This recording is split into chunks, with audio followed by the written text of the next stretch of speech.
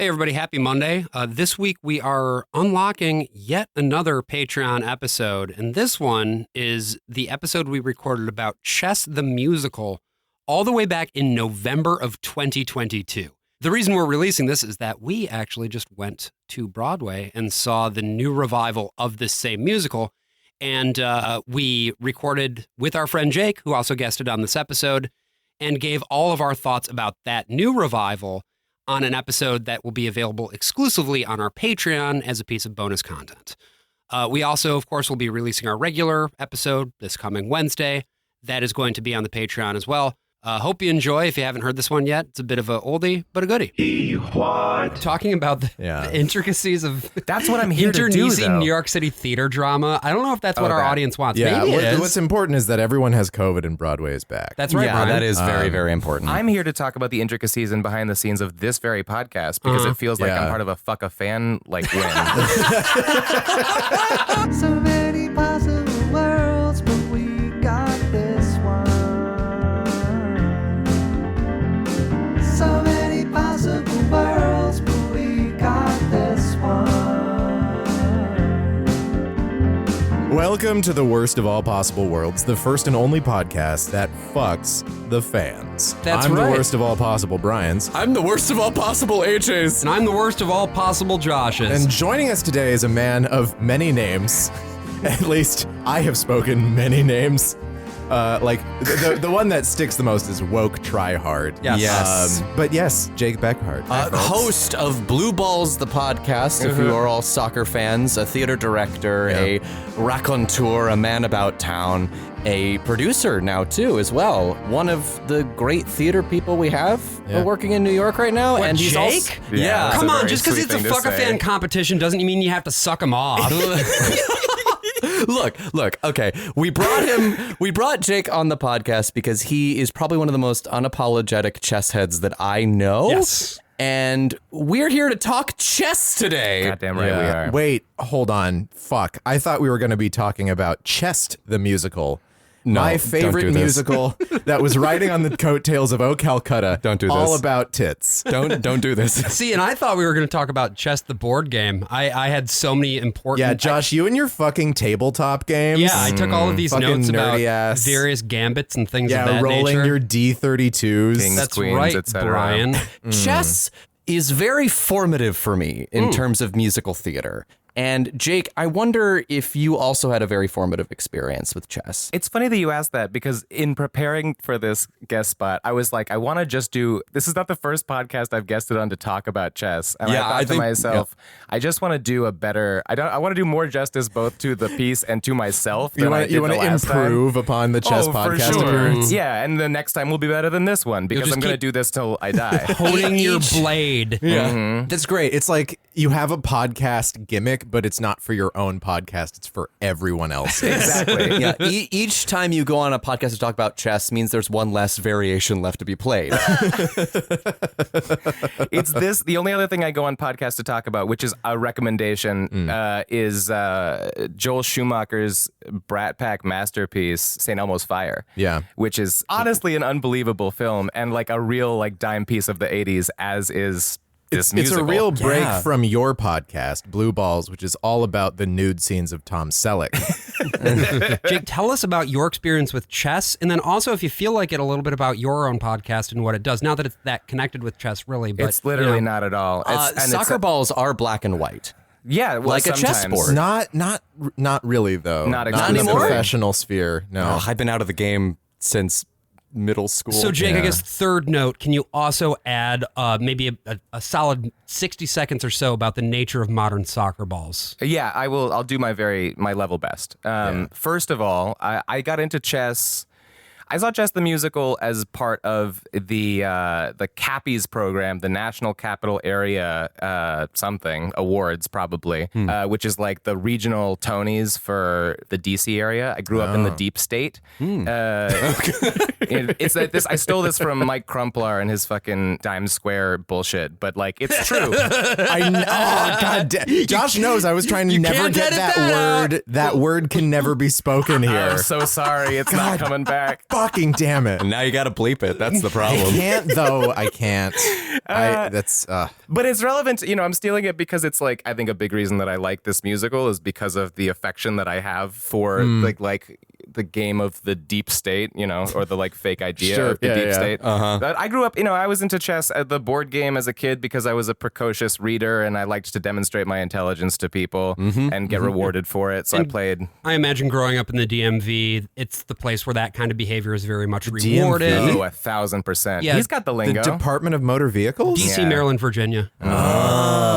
In New Mexico, we have an MVD, a Motor Vehicle Division. It's a little different. In Michigan, we have a Secretary of State. Yeah, it's fucked up. Anyway. Because it's not the Secretary of State. No, What is it a secretary of happening? the Yeah, it state? is. What is happening? It is. It's the United- No, but it's like It's you Michigan don't, Secretary you don't of State. see the guy. I You know, don't but it's an see- elected position. You elect the Secretary of State, and one of the things that they have control over is the way that you get your driver's license. I think Folks, this this makes may more not sense to me. sound relevant to a Tim Rice musical, but it kind of is. Shockingly, Actually, it is. shockingly, yes. Because of bureaucracy and Yeah. how Yeah. much and how this musical like adores it. Yeah. But that's so I didn't know about chess and actually was not that much of a musicals person. Continue not to be much of a musicals person. When I got together with my fiance, she like really onboarded me to all the things that I'd missed. But what I found via this like program, so for the Cappies, to go back to Yeah. that, what they did was they got crews. It was like a club in school. You were the critics, and you went to different high schools and saw their programs, and then like gathered with all the other critic teams from all the other high schools who would come to see it and discussed like what was good and what was bad. You wrote reviews, but they were always like gentle, and then you like nominated certain performers. So how old were you when this happened? I was like 16, I guess. Oh, wow. Okay. I went to yeah. a school I called Stonebridge High School, and I went there. I didn't go there like as a student. Sure. To see chess and had never heard of it before. So they did the high school production of chess. 1,000%. 1,000%. Successfully. No, I really loved it. That makes sense. High school theater directors are the main audience for Chess the Musical. Yeah. Yeah. Yeah. Well, did you do a concert version or did you do the Richard Nelson Broadway one with had a much more like robust book to it? Yeah, it's that one. In fact, I think it's the adapted Richard Nelson Broadway one that like was sort of making the rounds. This is the PDF Yeah, that I think that's have. what gets licensed. Sure. Yeah. Because it starts with Greg Gervasi, but Yes. in a version where it was played by my friend, so it was gender swapped, making it significantly better. Oh, so this high school production was one that also had a friend of yours in it? Yeah. Oh, very cool. Coincidentally. All these Langley connections. It's just Jesus. The guy playing Walter was actually in the CIA. Yeah. It's all right down the street, y'all. We drive by it every Occoquan and fucking the FBI. All And these Quantico, places. is that? Quantico, yeah. I know absolutely. that from the CBS show. This is what I'm Quantico, saying. that most of my friends have been extras on because there are so many Irish terrorists on Quantico. In thinking back on this, I remember this Yeah. like actually focal moment because after the show, you talk about who gets nominated for what, and you also come to consensus on it. And one of the things that you nominate is the best song. Which, if they get nominated for Best Musical, they get to perform Best Song at the Kennedy Center at the awards. Oh, that's cool. sick. Oh, It's Okay. dope cool. as hell. So Yeah. you're gonna listen. I you were a kingmaker here. I was the opposite of a kingmaker. You initiated a coup. Well, so you would perhaps. imagine like you nominate like for best song something that was like with like a lot of bombast, right? Like Right. One Night in Bangkok, Right. like Yeah. even like the Arbiter's song. Yeah. Which charted in England for a while. I have Yeah. a duty as the referee. Because the thing is about the English, they get their kicks above the waistline.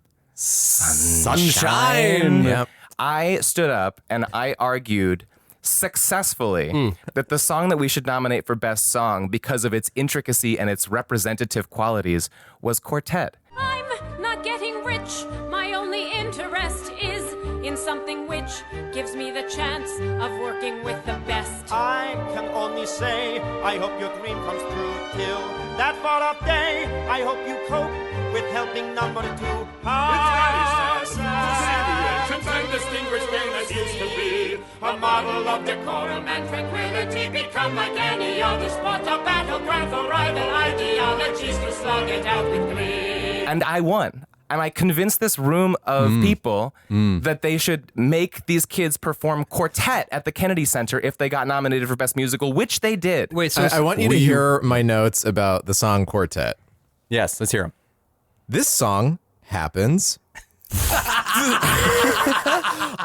Okay, hold on. I love Quartet. Me too. Quartet rules. This wasn't like a bad faith thing. It was just, but it was the first time that I noticed, like, oh, most people want to be told what to do. And I can do it to them. And so I turned into the villain that I am today. And we'll The get John to Foster Dulles of the DC Theater Awards scene. we'll get to Quartet and all of the other lovely songs in Chess, but that's such an interesting formative experience of being like, oh, I am the king nerd of all fucking nerds, and you fucking bow down in front of me. And to be able to do it through like rhetorical flourish, you must have felt like the most powerful 16-year-old in the world. Genuinely, I did. I was like, oh, I really do. I can convey a cultural importance that like will stick with these people for the rest of it. But all I actually did was force a bunch of teenagers who would have much rather been having fun to do this fucking jigsaw puzzle, goofy ass song, this abbreviated thing, while everybody else got to do like tradition. You know, like, come on. So we mentioned that there are a lot of versions of this musical. Yes. Oh, what's that about? They're not that different, are they? Yo, Brian, you have set me up. Let me set the scene, because to talk about Chess truly is to talk about one man named Tim Rice. Because as much as Never heard of him. Benny Anderson and Bjorn Ulvaeus wrote the music for this. This is really Tim Rice's baby. Yeah, and if people are unfamiliar with Benny Anderson and Bjorn Ulvaeus, they are Well, the how dare B, you, first of all. Yeah. They are the B&B in Ababa. Right. Yes. The famous Swedish pop group that is now back together and may have assassinated one of their PMs. This is more and more people are saying this. But yeah, so basically there have been a lot of different versions of Shinzo Chess. Abe. Sorry, Shinzo Abe. Sorry. Okay. Shinzo Abe. There it That's is. it. Thank you. You I was landed up the late plane. last night. I was a little behind. It's okay. I was never going to get that. That was not a pun. That was about a socialist prime minister of Sweden that ABBA very explicitly opposed, who was then assassinated. Interesting. By ABBA. They did it. Wait, okay, hold on. Yeah, go ahead. ABBA. Yeah, it's ABBA. ABBA. I say ABBA. Really? Yeah. Yeah. But that's, we're the dirty Americans This here. is a I thought it was settled Look, case. Yeah. I am of Swedish descent. Okay. Sure. Tim Rice pronounces it ABBA, though. Yeah, Tim Rice is fucking wrong all the time. Yes. He does a lot of He's things wrong about most things. Oh, he's so wrong about most things. So Tim Rice has famously, a podcast. his family invented rice. Yes, Right, right. He comes from the rice fortune. not to be confused with his arch nemesis, Tim Wheat. No, that's Will Wheaton, actually. He gets his money from the He wheat. is a fancy boy, went to, private school where he met Andrew Lloyd Webber. He's almost like he's aggressively British to the point where it feels a little racist. Like it feels like he's making fun of posh people. And he has a podcast. It's called Get Onto My Cloud. Yeah. And I've been on it a number of times. He's a real gentleman.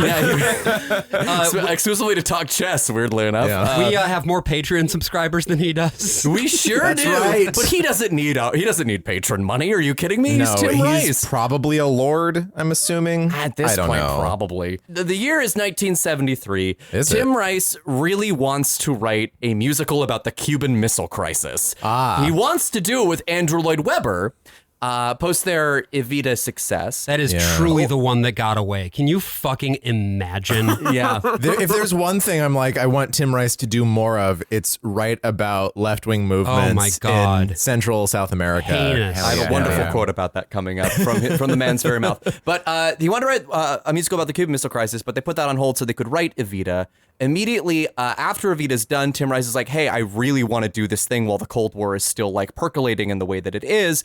And We gotta get in there before it ends. And he You saw pitches the cracks in the Berlin Wall.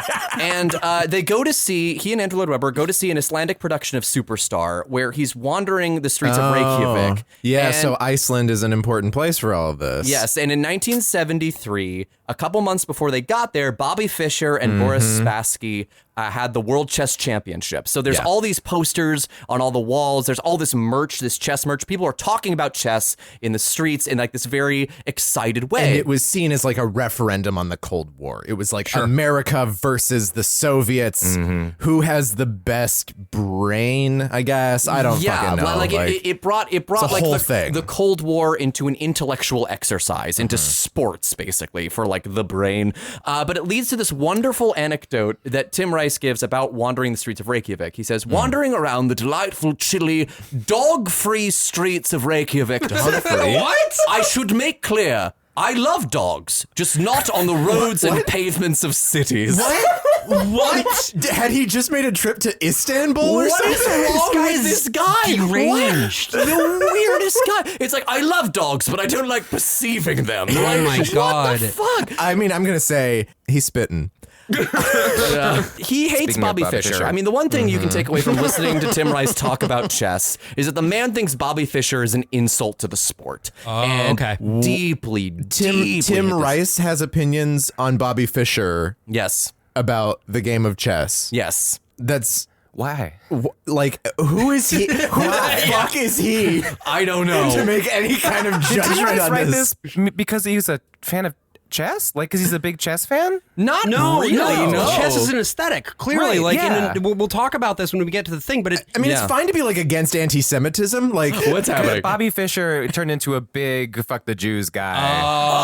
not just turned into. Bobby Fischer may have been that way even before he became. I'm sure he was. yeah, yeah. That's how it always Right, is. and then 9/11 happened, and he was like, I know how this I happened. can't believe Bobby Fischer was alive for 9/11. That's where my mind. Just to focus this, Bobby Fischer was the American chess prodigy, grandmaster, whatever. Yeah, who- he was. Everybody was the- searching for him. Yeah, like they're the all looking for him. best player on record. He had done like a perfect game at the U.S. Chess Championships, and as a child, so he was fucking operating at a different level than everybody else. And the U.S. was like, oh yeah, this is our boy.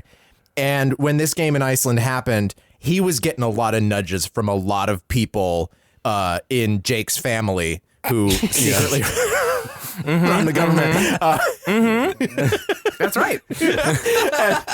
And so, like, you take a guy who probably is already anti-Semitic, and you actually put him at the heart of like weird clandestine operations and conspiracies, Right. And he just goes full bore into like the Holocaust never happened, but it should have, and shit like Yikes. that. But Brian, can I just say that when he grew up in a broken home, he had a mother who slept around. His dad walked out because he thought he was gay. Yeah. You gotta So pity like you that gotta child. pity him. Wait, was you have that- to pity the child. Was that actually taken from Bobby Fischer's life? Absolutely don't think not. so, No. no. Okay. No. It's That's- just it is a thing shoehorned into the end of this play to be like, hey, this guy that's been an asshole to play, actually you should feel feel bad for bad not about liking him. him. Sucks. I want to Yeah. be careful here, though, not to blur the lines too much between Yeah. the fictional character of Freddie Trumper, the protagonist of chess. And Yes. the fictional character of Bobby Fischer. Exactly.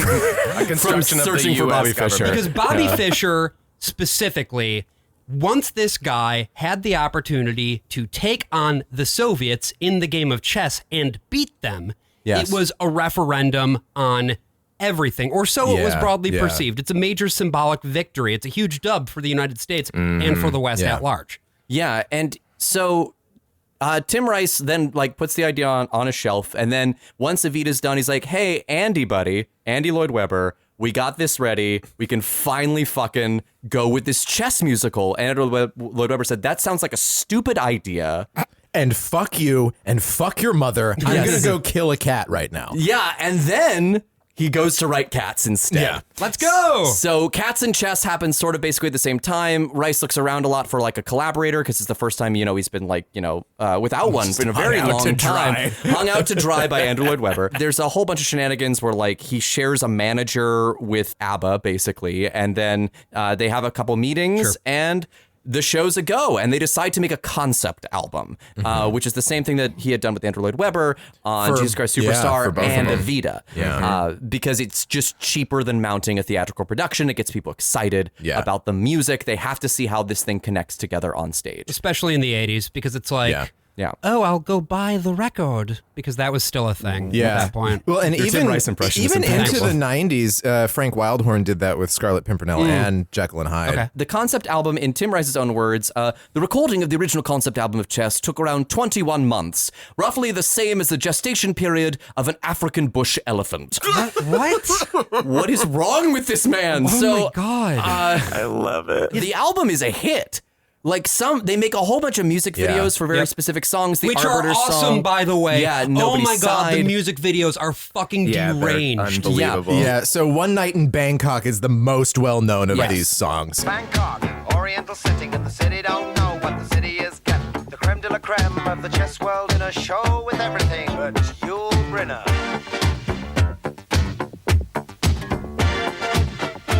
And it is sung by Anthony Stewart Head's brother, Murray. Murray Head. I it's think he good. rules on that concept album, but Yeah, except for when he doesn't, which is also so weird. Like when he goes up in the reference to, we'll talk about it, but like he cracks. He can't sing the score. Sure. Because nobody can. nobody. No, it's an impossible score. It destroyed Adam Pascal's voice even more so than Rent, I think, because it's too high. Let's be very clear here. Most of the songs for Freddie are just way, way, way too high. Then they're like, okay, so we have this concept album. We got a lot of like traction behind it.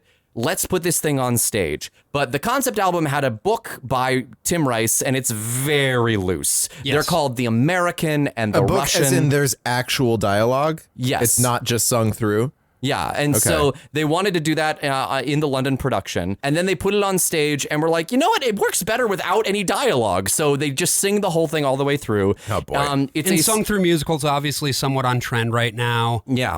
Les Mis would be, Right. what, a year or because two a lot later? of these musicals were starting as albums, and then they just put Right. the album on stage. You And know? this is where things get a little bit tragic because the original London production was going to be staged by Michael Bennett of Chorus Line fame. Oh my God. yeah. And Michael Bennett died. And Michael Bennett gets too sick and drops out of the production, but the set's already commissioned. Everything's already good to go. And And they drag in Trevor Nunn, right? And they drag in Trevor Nunn. Can you imagine? With the Trevor same set. Nunn is Whiplash. not that far away from having done Nicholas Nickleby at this point. Yes, too. yes, and also so like Les he's Mis, not he's not the dry, boring guy that everyone knows Trevor Nunn to be now. Right. He's a guy who did this incredibly audacious, like 9-hour fucking tour de force with Roger Rees. He was really on the cutting edge of like direction at the time. Yeah. And you know, it's reviewed pretty okay. I think in London, it's Yeah, not the like British rave. don't really have good taste No, in they don't. musicals, and No. this hit the sort of middle of the road desires that they all have. A lot of people were very confused as to what the plot was. As yeah. they should have been. As they should Because have it's been, a barely. sung-through show, and Yeah. you can't make sense of the things that are fucking happening, which is the problem with every sung-through show. Except for Les Mis. And even more so, I would the lyrics argue. are completely unintelligible half of the time. Yes. yes, Right? absolutely. Like if your book is only lyrics, at least like Natasha Pierre has the like, you know, they're very crisp in their diction. Right. Don't worry about Yeah. it. Yeah, and the thing is like we'll get to the like actually like Tim Rice's lyrics, which there's a lot to say about his writing style in general. But he had a rebuttal for anyone who was confused about the London production, which was this: I have to admit that there are moments in the London show where you don't know what's happening, but then we all don't get the words of the magic flute the first time. So this was sort of the hubris that this guy was They're walking into in Broadway German. with. Hell yeah. And also, people don't go to operas for the story. They go to operas to be fancy boys. They Yeah. sure do. They want to transfer this thing to Broadway because it's a hit in London. Like it actually makes its money back. It runs for years and years and years. Really? Yeah. I didn't know that. Yeah, no, it really performs gangbusters. So they're like, we're going to move this Something to Broadway. wrong with those people. Jesus But Christ. they I mean, couldn't- remember yeah. Blood Brothers? That thing ran for decades. Brian, I have only one thing to say to you. I'm not your Cinderella. I'm your bad Cinderella. I'm floating out of my body. So they couldn't get investors for Broadway. Surprise! Everyone was just a little bit too skittish about the reviews, Right. so they didn't have the faith to put behind it. So Tim Rice put $6 million of his own dollars into the production. Oh, my. And one of the things he says on his podcast all the time is never put your own money in your own show. Correct. Yeah, Because if- Stephen Sondheim said that too. yeah, after well, Anyone because Can the idea Whistle. is just basically like if no one else is willing to put up money for your show, then that should be a sign that no one will want to Right. come see Yeah, it. right. Like, that's the old maxim in theater that is proved very right because Chess on Broadway, they brought on Richard Nelson to write the book for this thing. Yeah. What is Richard Nelson known for? It's a name I've heard. The At the Apple moment, plays. yeah. The The Apple family Gabriels, plays. the Apples, these dry as dust. Yeah. And very bad fit, very not gonna go well. naturalistic writer. Like he Yes. just, Yeah. it's like classic like kitchen table plays. Yeah. He's not the guy for we're it. heading beyond that, like we're heading stretching it into into Yeah. experimentation. Yeah. Yeah, we're heading into Girl from the North Country territory. Then. We absolutely are. And the thing about Richard Nelson, and you have to understand that I had to sit through the Apple family plays, so I feel like I owe Richard Nelson nothing. I'm going to step out to defend Dick. I think those plays are really lovely if you let them if you just bathe in them. But that's not what I want to do with a book to this particular musical. No, this needs to, like, on some level, this needs to be The Lion in Winter. This needs to be like a play where people are being really dirty and nasty, and there's a little twist every like 10 minutes. Tim Rice blames Richard Nelson for the failure of Chess on Broadway. Well, that's entirely. just mean. It is mean. So what It happened? is mean. So in terms of like the changes, what are the differences between West End chess and Broadway chess? It honestly gets way too granular to actually get into, I Okay. think. And this is coming from a chess I head. mean, the broad things. Yes, in the broad story. broad changes. Or is this easier to talk about when we're in the plot of the show? I think No, it's I think we should because get I it don't out want of to the talk way about here. the Broadway Yeah, show yeah, too I much can because talk about it gets way too confusing. Like Yeah, I feel yeah. like it's trying to keep two completely different shows in your It's head mostly at once. logistical is the thing, Yeah. right? Like it's about like there's both legs of the tournament take place in Bangkok or something, right? No, Like, it's Bangkok and then Budapest in the Broadway version. okay, And it so doesn't- they In the can original, tie it it's in. Murano and it's Bangkok. It's Bangkok. I think the Yeah, most too. meaningful difference for me, though, is the beginning, which does Right. change in a way that I think it's the only change that I think benefits it in general. And we'll talk about that maybe Yeah, when yeah. we get into the plot. But the single biggest difference, really, is that in West End chess and chess as it's usually done, there are two tournaments. The first act is the first tournament. The second act is the second tournament. Yeah. Whereas It's often like they also change who plays in which tournament. exactly, Yes, and exactly. the fact that in the second act it's different people, whereas in Broadway chess the whole thing is one big tournament between the two guys. Yeah, And okay, that's a significant change. And finally, having read the libretto, because I kind of brushed off Broadway chess for a really, really long time because I'm such a fan of the original concept recording, and I think such a purist. I am such a purist. But after now reading the libretto, I see what Richard Nelson was actually trying to do, and there are moments in it, especially in the book scenes, where it really does pop in a way and make sense of the story in a way that Tim Rice is just fundamentally not interested in telling. Yes. Tim Rice wants to tell a story about he banged two hot people at the same time, Right. And they love him so much, Right, And right. he's such a genius, Right. And good God, how terrible it is that no one can recognize his Torture genius. genius, great men of history, things of that nature. Yeah, whereas Richard Nelson really wanted to make it into Florence's story, which I think is interesting, but completely at odds with the music and lyrics as So written. let's get into who these people are. Yes. We are going to be talking mainly about the version of chess that Tim Rice considers the most complete Yes. and perfect as it can be in his estimation. So the version that we watched for this particular podcast is the 2008 live recording, which happened at Royal Albert Hall. We begin this concert with the story of chess. Well, first Tim Rice comes out on stage and I involuntarily booed. But then we start with the story of chess, which gives us the entire history of the origins of chess, and this song is useless and I hate it. Not much is known of early days of chess beyond a fairly vague report. That 1500 years ago two princes fought, the brothers for a Hindu throne. For no one really likes their offspring fighting to the death. She I mean, if you're asking me honestly, I loved when this song came on. This song in the is musical great. when I think saw this it. song is a fantastic way to open the show. man. It's Even just better. a bad show. Sure. Well, and again, this is why this one change to me is the most meaningful and the most successful in like grounding Florence as the actual protagonist of the play, and we'll get to it obviously. But in the Broadway transfer, this is not the arbiter coming out and doing a just sort of hi folks, here's how chess started. Yeah. Here's how chess do. Florence's father teaching Florence, the character who we will meet, in Budapest as the tanks rolled in, teaching her the history of chess. Right, so while now she has an he's being emotional shouted bond. at exactly Yes, by right. like revolutionaries who were like, we have to take the bridge, Right, yeah. you know, or fucking whatever. And it's great. It's a terrific way to do both things at once. Right. Yeah. It's really successful. Here instead, they're like, look at this cool thing. And part of the problem Watch this PowerPoint presentation. part of the problem that we get here is exactly that, AJ, is the PowerPoint presentation problem. This is a problem, I think, with this show, but it's also a problem with this particular production where everything Well, is it's a concert, so. Well, yes, concert. everything is so didactic all the time. Yeah. Rather than trying to tell you a story, they are presenting the piece as, wow, isn't this impressive? And this just keeps happening. The Arbiter, after introducing us to the story of chess, lets us know sort of what the stakes are here, right? We have two main characters. We've got Freddie Trumper, who again is... What a terrible name. Terrible Not name. named after Donald Trump. It should be Oh, said. how could it not be? Come on. Because the actual story behind it is the most Tim Rice thing you could ever imagine. How long is this story? Because I don't know if I want to hear it. It is literally a sentence. Freddie Trumper is named after a late 19th century, early 20th century Australian cricket player named Vincent Trumper. What? That's sick. What in Christ's name? I love it. What is wrong with this man? But yes, Freddie Trumper is the American. And originally, as we mentioned, he was referred to as just the American. Yeah. And now he's Freddie. In this version, he's played by Adam Pascal, Right. famously of Rent. Yes.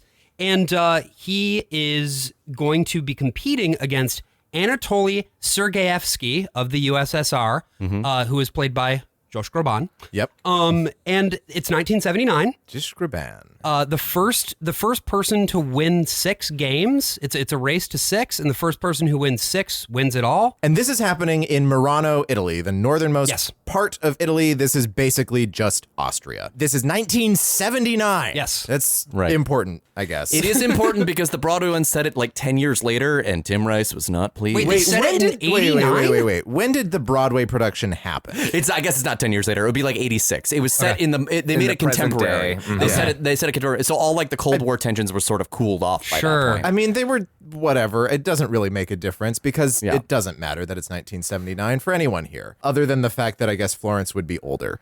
Yeah. So we have this mostly unobjectionable but far too long song about Murano. the people of It would Murano I'm sing. sure. Is there another version of this song on an album somewhere that is shorter?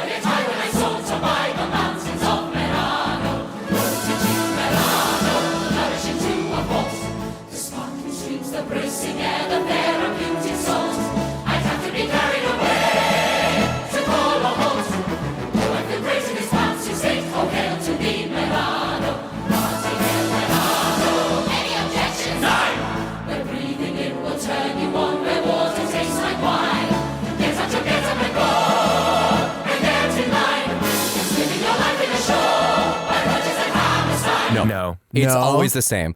Nelson cut it entirely because Yeah, we it's just just never go to gone. Murano. Yeah, I don't think it's a problematic song to have. It's kind of a fun way to get in. It's a it cute should just way- be maybe half the length. Yeah. And the Rodgers and Hammerstein joke is so It's irritating. not Don't funny. talk about better musicals Yeah. in your I musical. think it's nice, even though I hate this song. So tell me more about your thoughts on Murano, Jake. I think Murano's stupid as shit. I think it's. I think it's You're absolutely. the exact opposite. You're like the Rodgers and Hammerstein joke can stay. Everything else goes.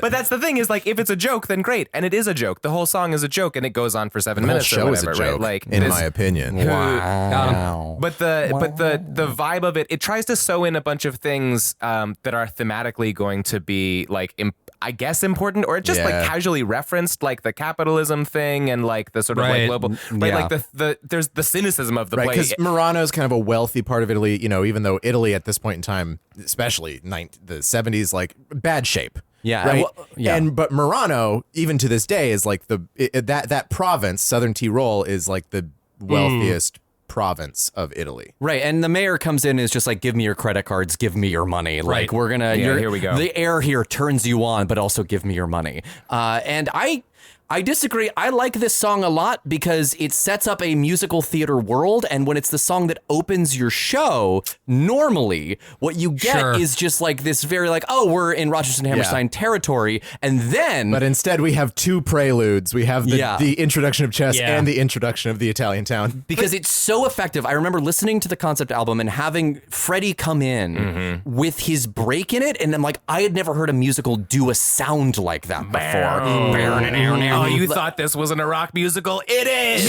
Surprise, baby! And so now, like What a scene, what a joy, what a lovely sight. When my game is the big sensation. Has the mom's morning taste altered overnight? Have they found new sophistication? Freddy's here, folks. He's Here's Freddy. There he is. He's gonna get fingered. Again, played by Adam Daddy, I Pascal would like here. some sausage. He's cocksure. He knows he's the best. I don't know, guys. How do we feel about Freddy? Asexual king. I don't know about y'all. I pity him. I pity that guy. I think he should be pitied. Yeah.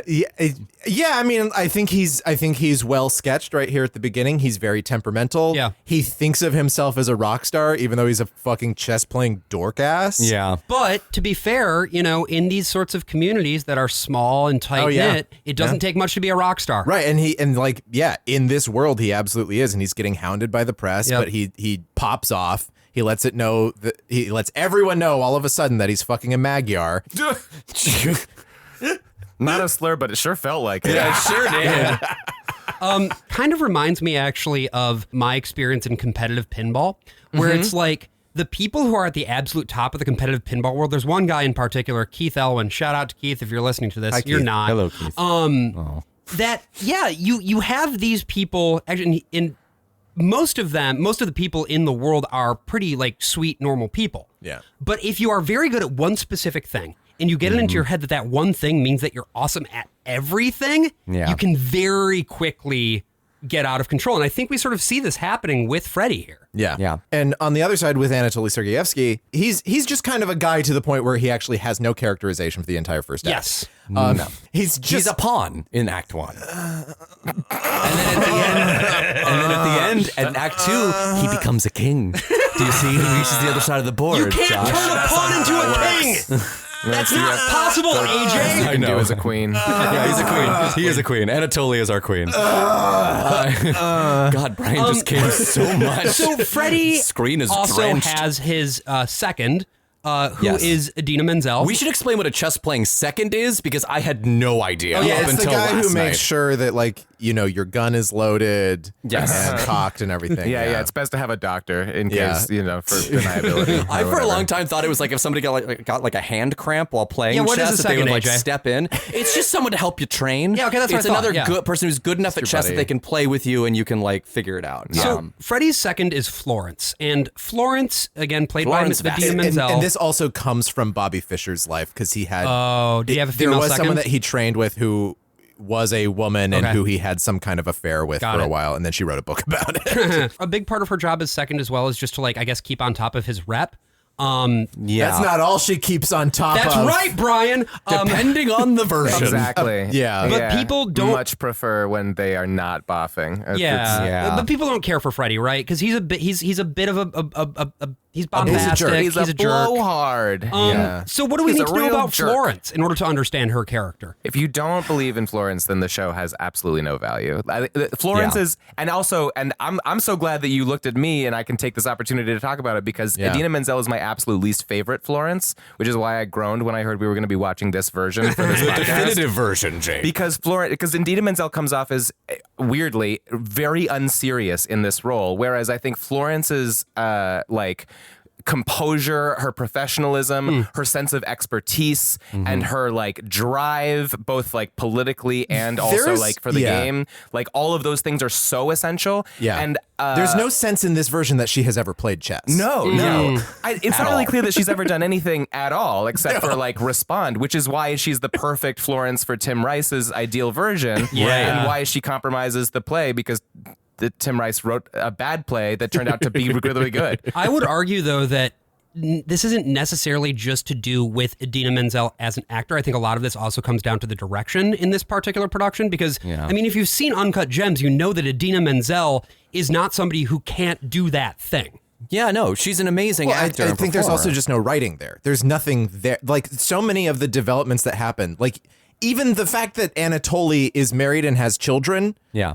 That doesn't really come up No. until the second act. No, the writing they're is briefly very mentioned poor. at the end of the first act, and then it's just you don't have a sense that he wants to leave the USSR, and then it's by the way, he's defecting, right? It's Because it's he's just so hot for Idina Menzel. But there are performers who find this in this character, and it's one of the things, right? Yeah. You want to know why I keep on coming back to this musical, even though it's demonstrably bad? It has to do with the performers who mine things out of the tremendous music, especially, that create the illusion of fully fleshed characters and the possibility of those characters in a really good staging. In this it, version, all we have of Florence is that she is from Hungary, and the one thing the West knows about Hungary at this time is the stuff that went on in the 50s when Stalin rolled the tanks in. There was this failed uprising.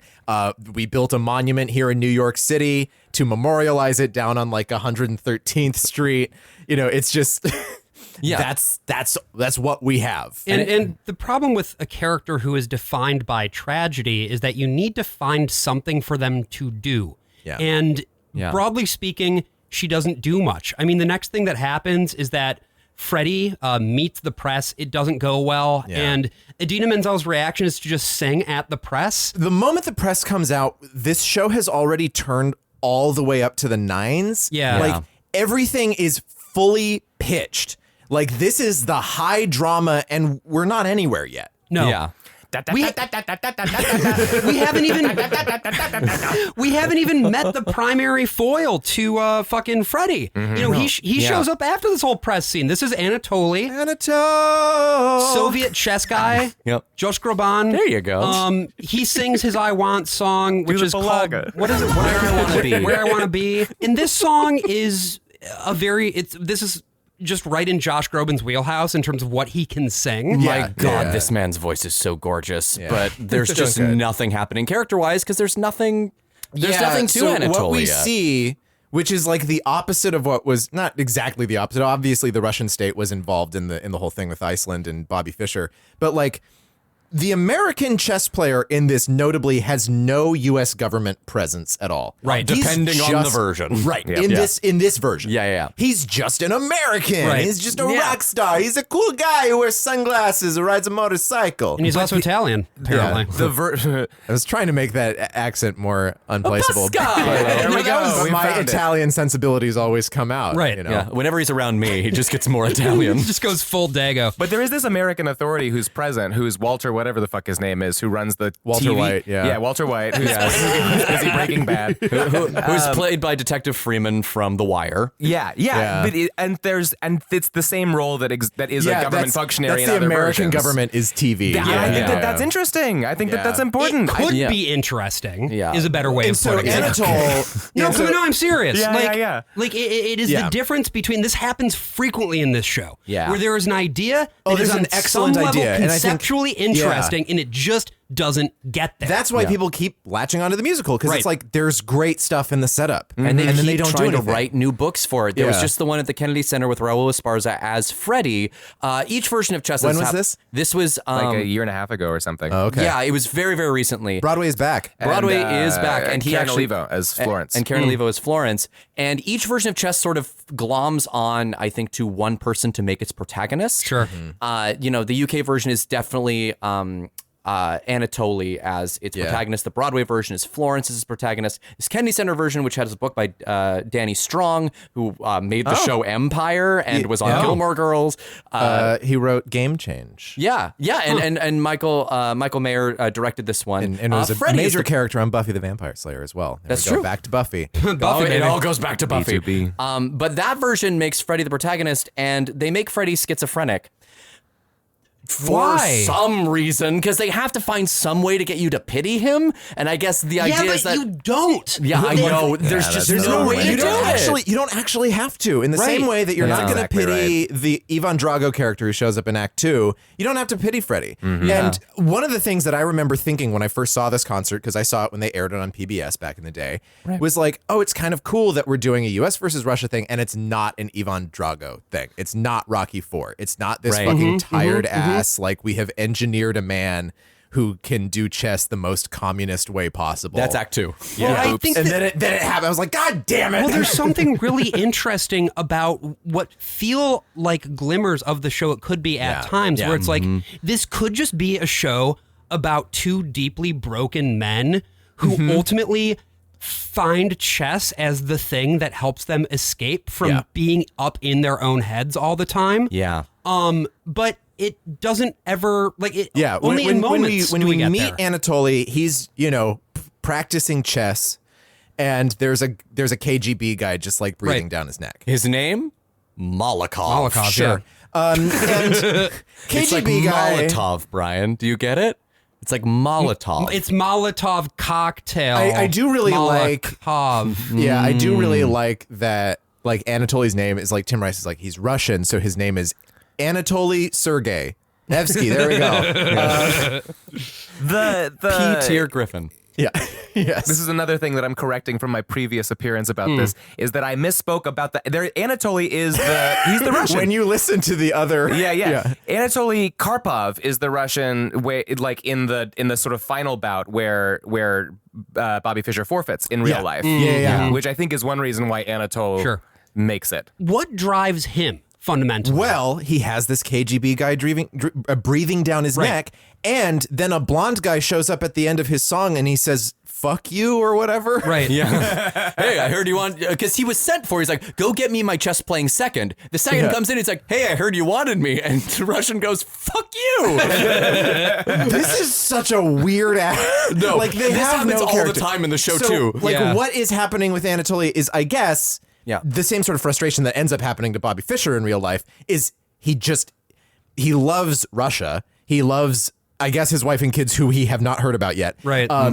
He just doesn't love the totalitarian Soviet state destroying his life or something. I don't know. Or just controlling his life or something, right? Yeah. Like this song, what's it called? Where I Want to Be. Friggin' Carousel. The Soviet Carousel. It's about a person who has done everything, who has gotten everything that he wanted, and like finds himself then at the mercy of forces that he has no ability to control, even as a great man of history or whatever. Yeah, right? he just wants to play chess. He doesn't want to get involved in politics. Right. This is very important for Tim Rice's entire view of this musical. Is that he just wants to play chess. All these people glomming all these political takes onto his work. Yeah. What do they do, Evita? Why would they do that? Why would they ever throw politics? I'm just telling a story of two people. I hate it when you know? politics gets into my chess. About my girl boss Evita. So we enter into the actual chess tournament itself. We get the arbiter comes out, he sings a song. I'm on the case, can't be fooled. Any objection is overruled. Oh, I'm the arbiter and I know best. He's impartial to push and he's unimpressed. Oh my God. Fuck you. This song so goddamn you would much. cry. No. You should play this role, stupid. Yes, I should. great. This You'd be song so is good. fucking gay as hell. Like the first song that the arbiter has is so like mysterious, and here he's like, "I'm a judge. Ooh, I'm making the chess happen." No, this doesn't matter. Nothing fucking matters here. Well, who cares? His role in all of this is just to be there and do exposition. But then we also have the TV guy who does exposition, and the TV guy doesn't have a song about it's so important that I bring people the news. Aaron Sorkin's gonna write a TV show about me. I'm Aaron Sorkin, and I know the song. Here's the thing. Suck my fucking balls, you bitch! I hate you, Tim Rice. I know where you live. I'm gonna be in your home. Here's the thing I would say to that, though. The reason that thing is so the arbiter song and what it is. I am making an actionable threat. The reason that the song doesn't work is that if the arbiter, like, I think when you finish the enjoying the arbiter song, well, you only enjoy it if it's a bop. You only enjoyed it for Raul Esparza singing it, to be clear. Like a lot of the things in this show, the song is probably just fine. But when it's happening, especially in this concert, which I'm talking more specifically about, Jake, let me have my opinion. It's just like, what's going on right now? I don't fucking give it. He's like, I'm judge, jury, and execution. It's like, no, you're not. You are watching a chess game. It's a different thing. Use different words. It's like, also the lyrics are just so like law based. But I think in as much as that. I think that's important. Yeah. I do. I really do. I think that in as much as it's like as there's a unity to all of this, like all of these like tools of exposition, right? Is that like I think the play is interested in the machine, right? Yeah. The like machine of global geopolitics, the machine of bureaucracy, the machine of public opinion, right? Like that, it's the struggle, the individual struggle to stay alive inside of like this enormous machine, of which the arbiter is like into which the arbiter is completely subsumed. Yes. He's not a person, and that's really no, that's fun, cool. I think. like that. I don't like that it's like the lyrics make me think of a courtroom where like this part of the machine is different from something like a courtroom, because this is about international connections, and it's about like what the chess game isn't important on a larger political scale unless there's also spies doing some other stuff to each other, which we don't see any of.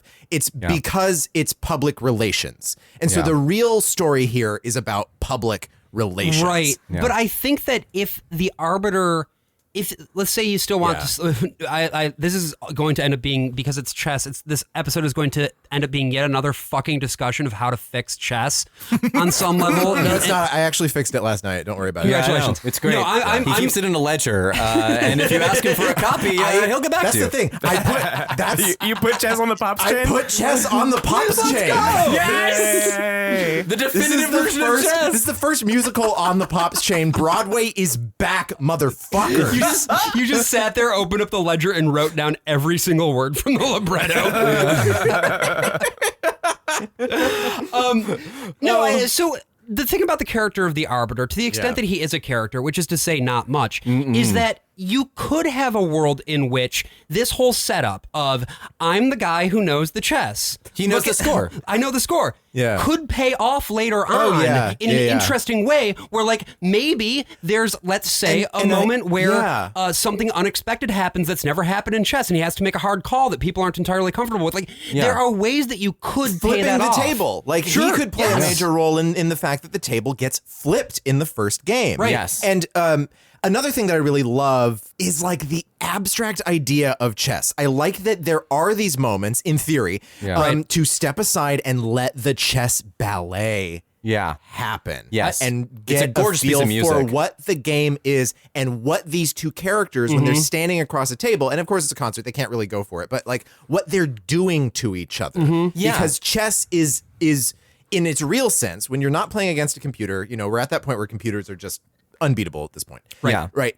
If you are playing chess in a human dimension, it is about the emotional game that you are playing with somebody else. Yeah. It's not, it also reminds me of, like, and maybe it's just because the World Series is going on right now. Baseball is a very similar game. With the way that you've got the pitcher, like you've got the noon. batter, and it's like, and also the duel between the two starting pitchers. And it's like, you can just get in a guy's head and not leave. And my fiance was watching that entire ballet sequence. And first of all, they were I cannot believe you hadn't subjected them to chess before this, because I know you. No, I know. I subject most people, but I think they had heard like a lot of the songs, but they had never seen it like all the way through or in the context. And they were watching the ballet, and first of all, they were being like, "This is not how chess pieces move." Was I think their big like number one problem. But then they were also like, "Why doesn't this chess game have lyrics? Why are we in I'm these? fine with that. Why are I'm these also okay guys? with Why that. are we in these guys' heads and having them go back and forth? Because we do in the second act, we get Anatoly in Endgame actually like singing out his thoughts as he's playing the game. But also, and he's sitting in a trash can. Yes, and there's two other, everyone's in trash cans. But I think there is like, I agree with you, but I don't want Tim Rice writing those lyrics, because Tim Rice doesn't actually care about these characters. He cares about them as abstract concepts, which is, again, the original cast album, they were called The Russian, The American, The Arbiter. But like when you do an intrigue story, it has to be about individual characters, because that's where the fun is. Right. It's like, it's not about the thematic significance. It's just fun that way. Jake, what are your thoughts on the arbiter? I like we've said, I think that the arbiter as a function is the only way to like experience him without being frustrated by the fact that he does nothing, and that it doesn't make sense that he does. He has no plot significance. He has no personal vantage point, right? Like, it is just a really fun ABBA song that like is given to like a piece of the machinery. And then that he gets to like sort of continue that, right? Like his presence, I really do. I think his presence is about like the presence of the mechanism. And I also think the other thing I think about it, even though it's stupid, is that it's a bridge between the like technical precision of the game of chess and the technical precision of the machine which is functioning, you know, the Cold War. Oh, absolutely. You know, and right, but also is like a live person right there next to everybody else, so it's sort of omnipresent. And I think that it's like generally successful, though I think that there are a lot of fun things that you can do with that character to make him more visible and weirder and more surprising and centralize and crystallize that concept that they have absolutely absolutely on this version no interest in doing. They cut the Arbiter song from the Broadway production. It originally opened Act 2, and he was just in an airport, and he was just singing the Arbiter song at people trying to get their luggage, apparently. So, in a way, I'm makes me want to like... kill myself. I mean, I see the fun in that. Yeah. Like, I could see... النداء الأخير لطائرة طيران الإمارات رحلة رقم 386 والمتوجهة إلى هونغ كونغ عن طريق بانكوك. على حضرة He's grabbing someone by the lapel saying, I'm the Arbiter. Right. Like he's thrown out onto the street. It's just like, I control the world. Yeah, this is all I have left. This was some of the worst choreography I've ever seen, going on behind and side by side the Arbiter. With the sunglasses. And with the men in black. The behind two him. men I love it. on either side of the Arbiter kept trying to get each other to break, and I loved it. Yeah, I know. No, the cast is having a great time doing this show, especially the ensemble. After that, we have a song about how chess is just becoming too commercial. Yeah, man. Oh, man. They're trying to sell you checkered toothpaste. That's not going to fly. That's fucked up. Right. Yeah. Because there's an obvious opportunity here to crystallize that this is right. I think that the musical doesn't actually take easy routes mostly with either the American or Soviet, like the story it's telling about America or Soviet Russia. Like weirdly, like it avoids trope often. And then in the updates, it collects them like the Soviet machine one later. Right. Like, to begin with, it's not really interested in playing the same old game with that stuff. And here, if he had been, or if he had been a good showrunner and like could have seen those juxtapositions, he could have landed this more squarely inside of like, this is the like American empire's like consequence, you know, like the commercialization of all things. This is the spectacle, right? This is Guide to Board spectacle. This is everything being subsumed into this large show that everybody watches and gorges themselves on through vapid, relentless imagery, which then ultimately alienates themselves from their own impulses and material conditions. Right. Which is, I think, a fair critique, but not actually one that he's interested in It's not the one that the show pursuing. makes at all. Yeah. No, and you're right. He's not interested in it. And I think that's an important point as well. Isn't that fucked that he's aware of it, but he's not interested in it? Yes. Yeah. That is what makes him a pervert. So yeah, Freddie has flipped the table at the first day of the tournament. We get some music that sounds like we're in a Super Nintendo game. For reasons, by the way. It's really not known why he does it. He just does it. It doesn't matter, and it could matter, like so many things. The assistants, they get together, they talk about game one's shenanigans. Then we get Nobody's Side. Everybody's playing the game, but nobody's rules are the same. Nobody's on nobody's side. Better learn to go it alone. Recognize you're out on your own.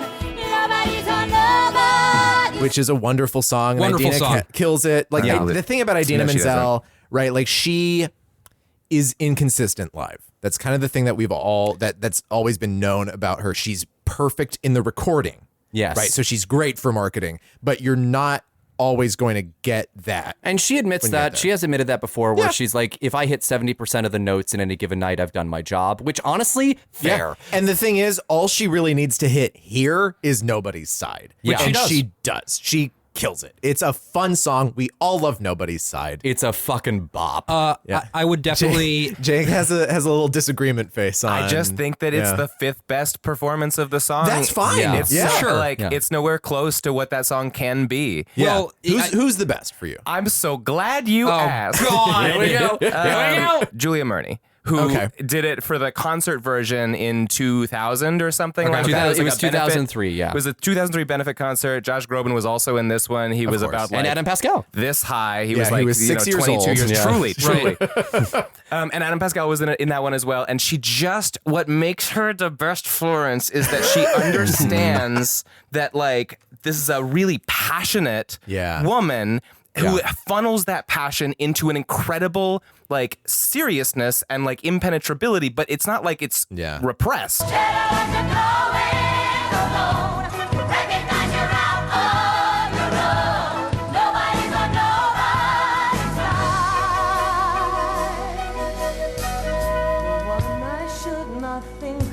It's brimming over, actually, right? Like she's a person who grew up in a context that has made her like, that has given her life tremendous urgency, and that like comes through in like the emotional and like sexual power of the like ABBA music that she gets to sing. Yeah. There's this hip turn and this like hair toss. She has a perfect Rachel haircut in the like in the performance video. Yeah. And it's the sexiest thing I've ever seen. I've tweeted at her about it, and she was like, "Oh, thank you so much." and Jake, the thing you brought up about that performance is the eyebrow acting, which is impeccable.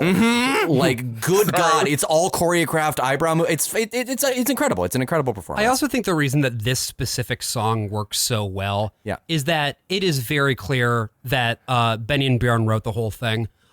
Tim Rice did not touch this song, I'm pretty sure. It does have the feel of a traditional ABBA lyric as well. Lyrics are why I say that. I mean, the one thing I will say is that line, "I see my present partner in the imperfect tense." Yes. That was Tim Rice. Tim Rice. Yeah. But nobody's on nobody's side is straight up an ABBA lyric. When I watched this, a friend of mine was back home who had been studying linguistics, and he's like, actually, imperfect is not a tense. It's Exactly. Well, like all Tim Rice lyrics, it's almost right, but not quite.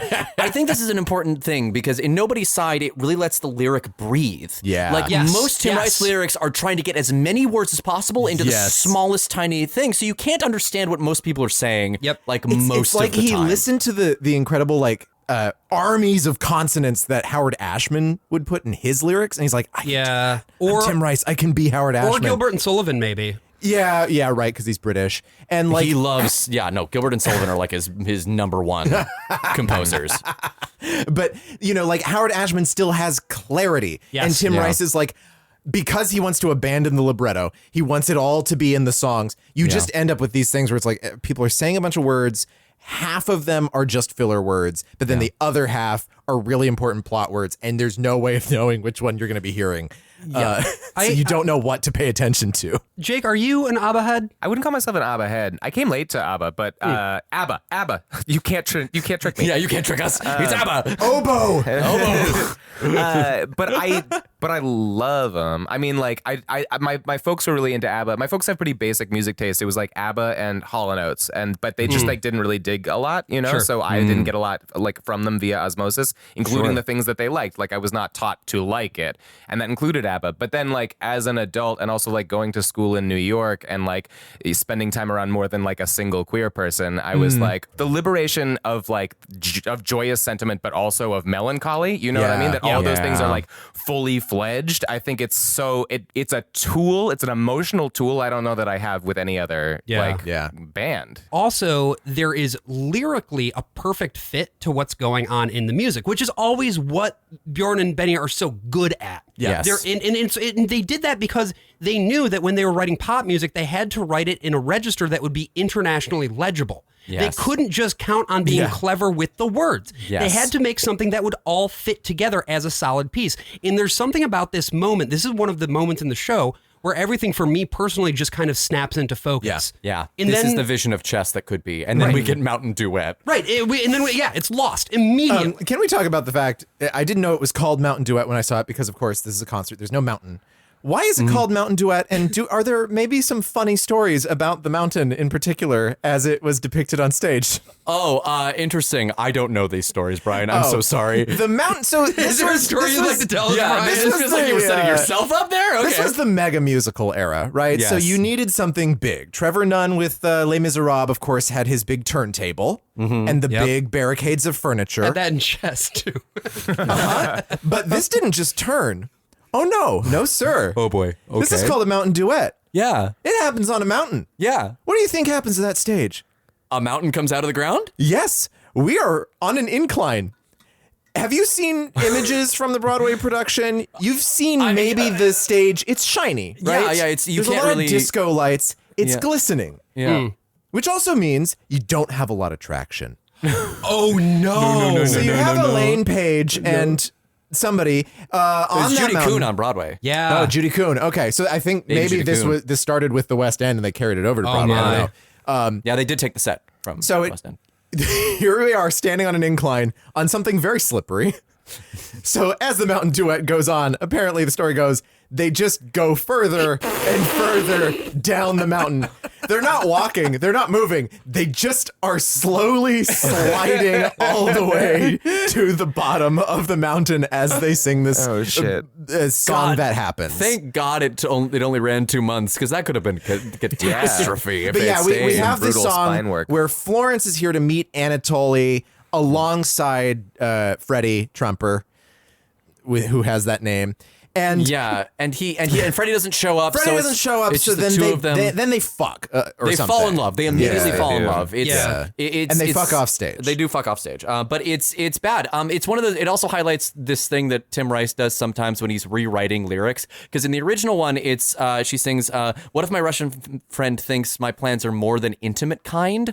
And he has changed it in this version to good lyrics. What if my Russian friend thinks my plans are more than just about the chess? That's too many words, and that's so bad on so many levels. It's sung in like this very weird way, and he puts the chess, and it's like no human would ever say the chess. Like he writes that's for a lyric robots. left over from Chest musical. I see. The about chest. Yeah, my intentions are more than about the chest. They also include the butt.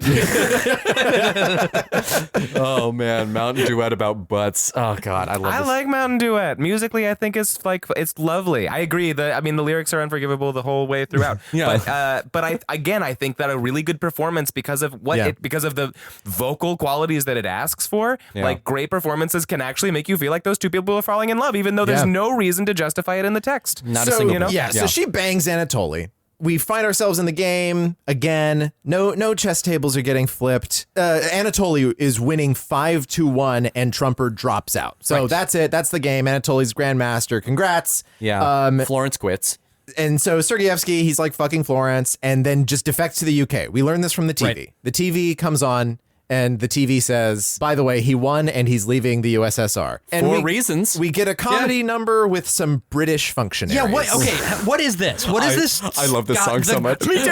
I love Embassy Lament. What the fuck is wrong with you? I think so it's funny. hysterical. It's so funny. It's not. Because it's Tim Rice. so Actually, funny. it feels the most authentic because it's Tim Rice writing for himself. But it's not funny at all. Do you know what it is? I was thinking Why is about, it funny? Defend yourself, both of you. Now. It's Jake, you just take it. funny. It's cute. It's funny. The melodies are funny. Like the jokes are pretty good. I like the think way the type that it has harmonies- the antiphony. Have you an appointment with the consul? If you don't, we know what his response will be. He will not see you with respect. Sparkles up his very taxing trade to pushing peace and understanding. Let us hope this won't affect it. Far too many jokers cross. It's clever, but in a way that is silly, as opposed to most of the show, which is clever in the way and is just pretentious. Yeah, it's so deadly serious for so much of the play, and I just love that there was a little part of the bit problem of is that this just does come out of nowhere because it's like we have just been introduced to the idea that Anatoly wants to leave the country, right? And now we're hanging out with British functionaries. It's like if he's on his process of getting his,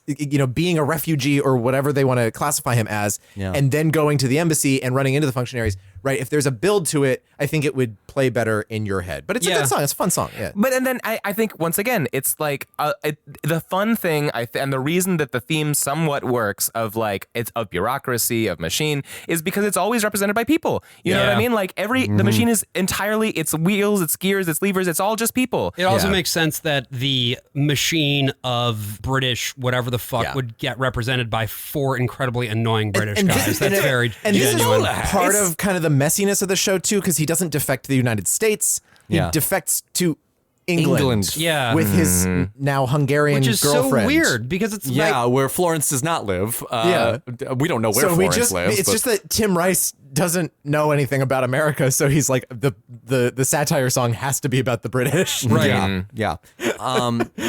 And then he gets confronted by cameras and a camera crew, and he's like, I thought that there wouldn't be cameras. And then Detective Freeman says, welcome to the West. Yeah. And for some reason. And then Sergeyevsky that's another one of those moments where it's like, I've got a line that I'm going to tell you. Yeah. And Like, so that's the whole we get point introduced of Walter, to the fact that Sergeyevsky has a wife and kids. There is a Sergeyevskaya out there. And, and then we get like a dull as shit love song with Idina. Oh my God, they put Heaven Help My Heart. There's all of this shit still going on.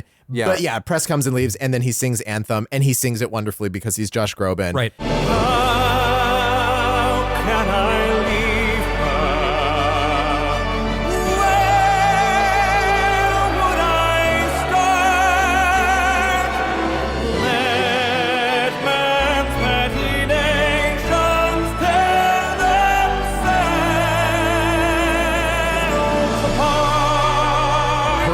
his wife and kids. Her is the country specifically. And he can't leave his country because the country's borders lie around his heart. And sure, it is such a rip-rousing anthem. Like it's funny that like the most patriotic, it is funny that the most like patriotic like song in the whole thing is about Russia in this show, but it's like explicitly anti-Soviet. It is anti-Soviet. And it is anti-borders. It's about getting back to it's making Russia great again, right? Tim Rice is woke and based, and he hates borders. Yes, he does. He does. And you can't have borders because they're around your heart. You know? You can't have borders. They went out of business about 10 years ago. Yeah. Oh, that's no true. Walden books. No either. Walden books. Yeah, and then that's the end of Act 1. Ostensibly, he defects, and we are in the weeds. The anthem is great. It's lovely. It's gorgeous. It proves. I love that it's. I love how operatic it is. I love that it crystallizes for me what a lot of the show is like recit, and that there's so much like opera reference in it, and and I think that the number of different genres that the score is willing to play with. I think like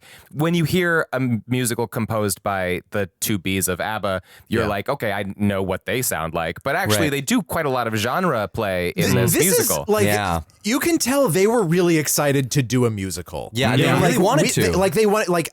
ABBA was over, and they were like, we're pivoting over to like musical theater. This is going to rock. And then, of course, the only real musical they get is one of songs they already wrote for ABBA. And over, it's worth noting, due to some incredibly messy divorces. Which is also why throughout Chess has this strong divorced dad energy. Because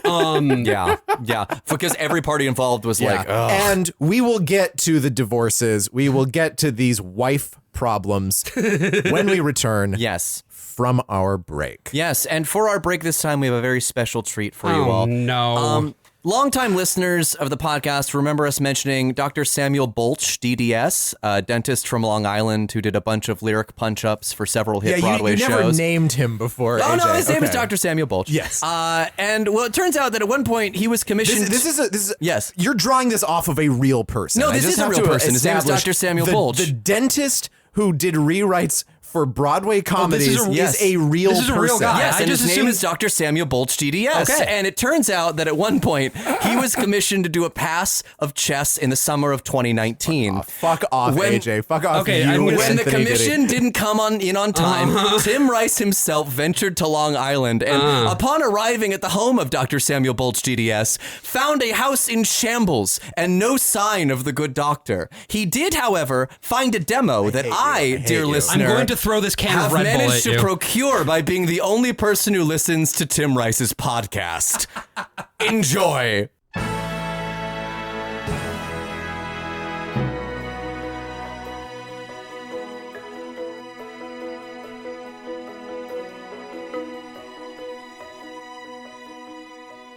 What's going on around me is barely making sense. I need to give this score a look. I see my high school favorite in the imperfect tense. And oh, this feeling's got me shook. I think it needs a change of book, or maybe I should just go outside. But then it gives me reason to justify each change. They're getting harder to believe.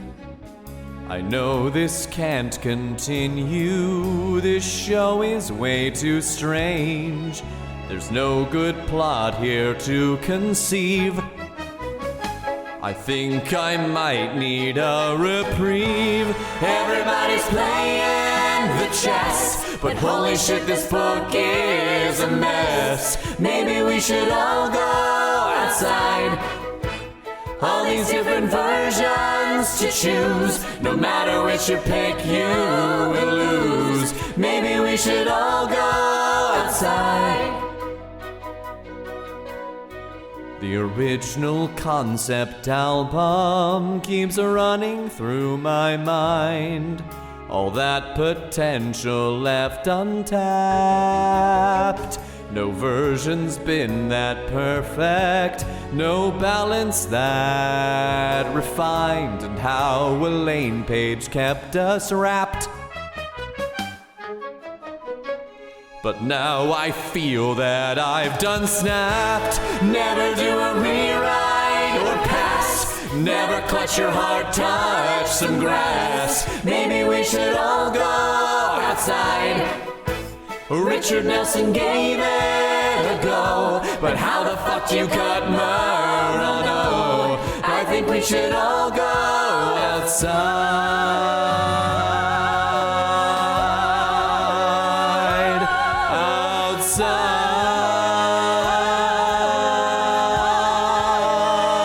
Outside. Chessheads, won't you take my advice? Never let Tim Rice fool you twice. Maybe we should all go outside. Never be the first one to say, let's add a plot with the CIA. I think I should just go outside.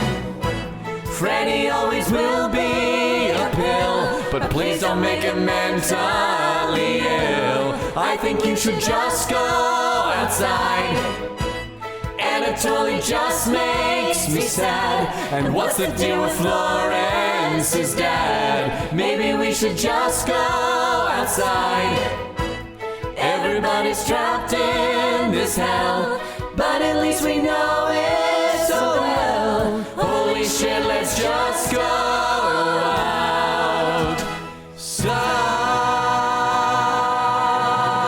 outside.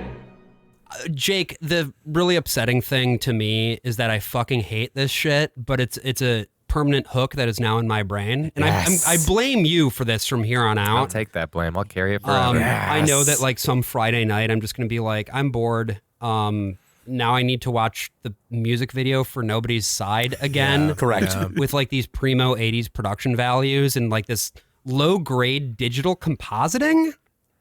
Yeah. Yeah, it's probably still analog video, but it is Yeah, video. I was going to be, yeah. of course you know about the techniques. Yeah. Like we were not at the point where we could really do a whole lot of digital compositing, although there was some. Yeah. Well, I feel like those music videos were like a lot of people's introduction to chess for the first time. And my introduction to chess for the first time came from Napster. Oh. Speaking of digital. My sister had found a song called One Night in Bangkok. Oh, yeah. That begins, if you haven't listened to like the full song and just listened to the radio cut of it, there's actually an entire introduction called Golden Bangkok, which is instrumental. It's just an instrumental. Yeah. It sets the same time and place, and it pulls the same trick that Murano does, which is it sets a place and then Freddie comes in and Does cuts it also through have it some with an entirely Thaddeus different. Mayer or something? Yeah, with 500 times more Orientalism. Yeah. It's It's like bad. racist. And my sister was like, you have to listen to this song. And I was like, why? And she said, it's from a musical. And I was like, okay. Also, AJ, to be very clear, when you say Napster, you're talking OG Napster. You're talking Yes. Sean Parker. Sean I'm talking. fucking I'm Parker. talking Wow. pirate ripping this shit. There was no context for this. All I knew is that it was called One Night in Bangkok, and it was from a band called Chess. And it opens with this like big long instrumental, and then when the cut happens, when the drop happens, and it goes from Bangkok right into that. My sister and I laughed harder than I think we had ever laughed before, and we would just replay it over and over and over again. Just that drop into it. Yeah, this song is fucking sick, which is a great part song. of the It's problem. a huge bummer. Yeah. It's a huge bummer. So It's fucking good. And I'm sure how you know hard this rips. if you know anything about 80s pop culture, you've heard One Night in Bangkok. Like, Yeah, it this is now 1980. It is a year after the 1979 tournament, and this is it's like it's really talky. This is another thing where like this musical sprawls out in so many places. Yeah. It's like 80% ABBA-ish songs. Yeah. And then 20% one song of a totally different genre. Yeah, it's whatever the hell this is. This is kind of comparable to. I don't know, like maybe Der Kommissar is a song I would compare to One Night in Bangkok, right? Interesting, yeah. It's, well, first of all, it's Adam Pascal in this version coming out, and he's rapping. Yeah. And someone should have Right. stopped him from doing that. It's not. It's Except for it is. It's but in it fact, is. In fact, like I've heard it mentioned that like it's maybe like one of the earliest like mainstream exposures that American like listeners had to rap. It's 2 years before the Aerosmith Run DMC collaboration. Yeah, that for a lot of people was they were like, appropriating Tim Rice. yeah. canceling Run DMC for doing Tim Rice appropriation. Jesus God. So like I just want to give a slight rundown of what happened. This is a show about intrigue. So what happened in Act 1 was we had a chess tournament in Italy. The American, the Russian, the Hungarian girlfriend of the American. Yeah. The Hungarian girlfriend of the American runs off with the Russian. The Russian leaves Russia and goes to England. The American is cucked and he lost the chess game. Yes. What's so weird is that like when you... That's it. That's the whole thing. But That's also all of when it. you That's say right. it that way, that's actually a pretty easy to understand narrative. That's quite legible. It's so much more legible than what you get out of watching the first act of this fucking show. Yeah. But and it's also like actually pretty lacking in intrigue. It's like It's also true. Someone cheated on someone, the chess game got lost. Yeah, if by and the intrigue story ends. you mean like actual diplomatic intrigue, right? Yeah, like, yeah. And well, Jake, curious to hear your thoughts on One Night in Bangkok, this rousing number.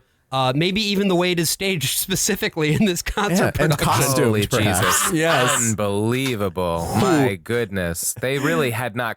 there was just no... They weren't concerned at all. They They're were like, British. What do you if we get, expect? I think, Yeah. a third Asians into this chorus, then I think it's okay if we put the rest of them in like Party City, like... Yeah.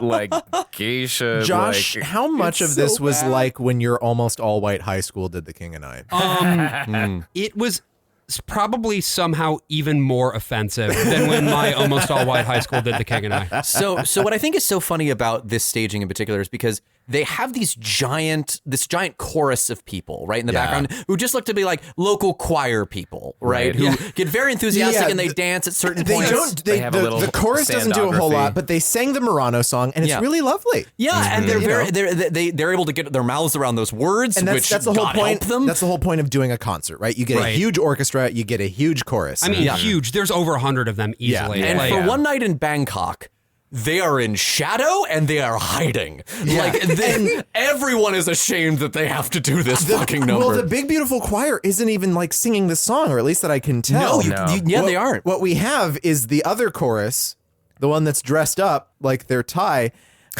And they have like handheld mics, and they all sound like fucking dog shit. Yeah, it sounds horrible. It's very, very weird, very, very bad.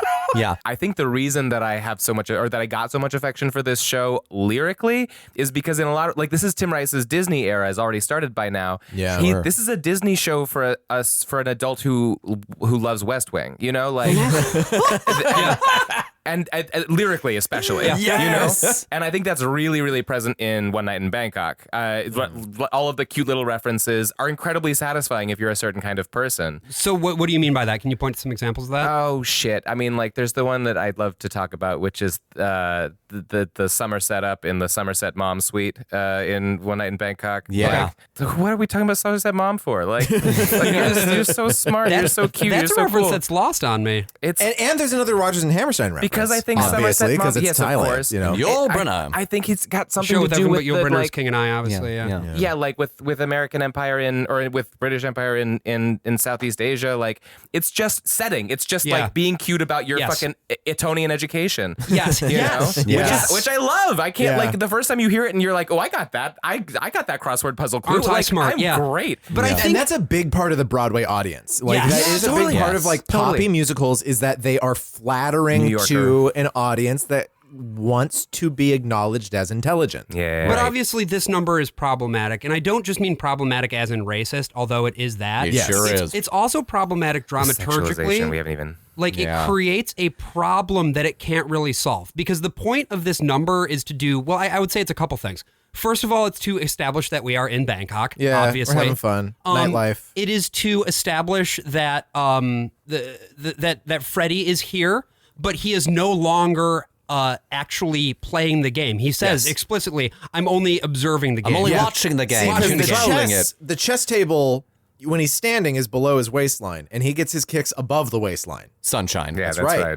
I think the song is about, like, how he walks through the world and sees all of these things, all of these vices, all of these, like, living things. It's to reinforce that thing of, like, actually, I'm just here for the chess, but I have an ironic and cynical perspective on, like, all of the sort of, like, human concerns, because I too am, like, driven by one core fucking skill. But ultimately, these are way too many things for a single number to balance, particularly when you are Tim Rice and you're really racist. And so you write lyrics that are just not actually clever. They're just racist. Yeah. Our Mr. Trumper is now a TV guy. He is no longer playing chess. Like Bobby Fischer, he's no longer playing chess. Unlike Bobby Fischer, he has not just retreated away from society entirely and grown a big beard. He is actually front and center on the publicity stage. He's doing, like how you'll see former Olympians reporting on the Olympics and stuff like that. He's doing that. He's a star, baby. Which is what he wants. He wants to be the guy. working for the CIA? Question mark. Well, Kinda. kind of not really. Again, because it's like... Is there a lyric that alludes to that? Because I missed that. Act 2 just kind of happens. Yeah, it just kind of happens. So Walter, who is the head of the... Walter White. Walter White, who is the head of the television corporation, is actually working for the CIA in order to do a prisoner swap is this with Russia. Is this in this version? Yes. Yeah, It is? Yeah, but it's I knew the prisoner swap thing was incorporated here. I had no idea that I didn't realize it was because he was an intelligence asset. That went right over my head. Yeah, well, as it should, because it's very unclear in this, even though they have Walter and Molotov have a whole scene, Walter White have a whole scene with Molotov where they talk about how we can be very beneficial for each other. Right. But it's like, they do it in a coy way where they don't let you in on what the scheme is, so you're just confused. Because they're talking about a thing they know about, but you need more information. Right. Yeah. It needs to, for a melodrama like this, you just need to come out and say it. Yep. Yeah. Yep. So there's a chess tournament happening here in Thailand, and it is between, once again, our boy Anatoly, Josh Groban, and Leonid Vegan. Yeah, just a guy. And Sure, just some guy. He was the blonde guy that you saw that he being said, told fuck to you fuck to. himself. Yeah.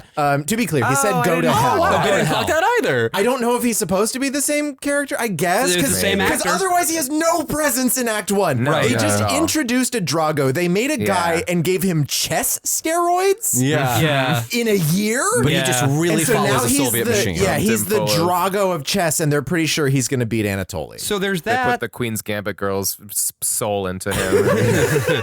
So there's that happening on the one side, right? Because Anatoly now represents Britain in this competition, right? Yes. He's the reformed Soviet. And we And- don't see any, we don't have any images of the Union Jack on one side of the projection and the Soviet flag on the other side of the projection, like we were doing with the U.S. flag. Whatever, fuck it. It's all cares? broken down. Who It's all cares? broken down. There is no Cold War. It's Russia versus Mr. Russia. Gorbachev, tear down this chess. The other big piece is that Anatoly and Florence, you'll remember again, Florence being Freddie's former second. Idina Menzel shows up again. She's wearing the ugliest dress I've ever seen. It really is bad. Oh, it's so they bad. did her dirty. It's so distractingly bad. It's straight off the racket White House Black Market. Very unfortunate stuff. They sing to each other about truth, lies, things of that nature. Boring, but we now get the only thing that is actually a major plot point in Act 2, which is that Anatoly's wife has arrived. Svetlana. Uh-oh. Here she is. Classic. She sure is here. Yep. They have 2 kids. You don't see the kids. The you never kids see the show up kids. in a projection, and then I want to know how you solve. Right? How do you solve this? If you're, I know How do we're you not solve the problem of Svetlana? I wrote it down in my notes. Exactly those words. But really, obviously she's supposed to. The thing hinges on this having some kind of an emotional import. What do you do with Act 1 to solve that without completely upending you cut it? a ton of songs. I have That's an what answer you for do, this, and you because give room for a lot of scenes. They did it. They fixed it. They Who? fixed Svetlana, the Swedes. In chess, Pasveska. I'm so sorry for our Swedish listeners. So the original Russian in the original cast recording is Tommy Kornberg? Tommy Schlamme. That sounds right. Thomas Schlamme, executive producer. I watched The West Wing. This is why I say I grew up in the deep state. I watched The West Wing with my parents every Wednesday for seasons of 3 through 7. And at the end, they'd go, Tommy Schlamme! That's good. Tommy Schlamme! That was their favorite part of the episode. Just a single voice ringing across Washington, D.C. as everybody just shouts Tommy Schlamme At the same time. Tommy Schlamme. It's like the banging on the fucking stuff during the pandemic. For our essential workers. Tommy Schlamme is the essential worker. Oh, man. So Tommy Kornberg was the original Russian in the original cast recording, and he played Anatoly in a new version of chess with a new book that premiered in Sweden, and it rules. The play opens with Anatoly and Svetlana. And he's off. We follow him up until into Murano. So you meet the kids. You meet Svetlana at the top of the act. She's actually much more important. She gets her own song they wrote for this one. She's a constant through line. That's another show where Anatoly is the main character. There's this great sort of history of chess that you get like little pieces of.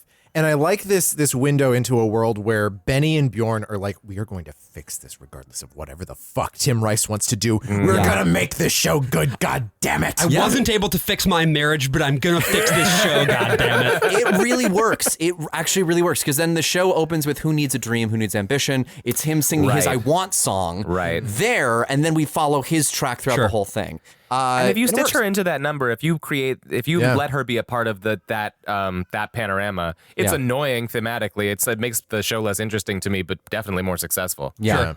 Because the structural problem of the show as it exists in this iteration is that Svetlana shows up and then she just kind of sings her feelings and we're supposed to care about what's her. she supposed to mean? Like, who is she? There's no idea of who she is at all for the first hour and a half of this show. She's just super cool with her husband's affair, kind of. But like it's also not but even she feels bad. Not even is she not in the show. They defuse it immediately when she shows up. Yes. Yeah. But not only is she in the show in the first part, she doesn't even really get like beyond like a passing mention. We don't even learn anything about her through exposition. Yeah. Yeah. She sings a song. Wasn't it good? Oh, so good. Wasn't it fun? So fine. Isn't it madness? He won't be mine. Are we at I Know Him So Well? It can be. Yeah. She sings. I don't even know what order they happen in. There's like at this point, soup. There is just a parade of songs. We get like a notice that Idina's father, who was presumed dead in Hungary after Stalin rolled the tanks in, might be alive. Actually have been in a gulag for 30 years or something. I don't fucking know. We get the Soviets. It's just another thing that like didn't get talked about at the beginning. Yeah.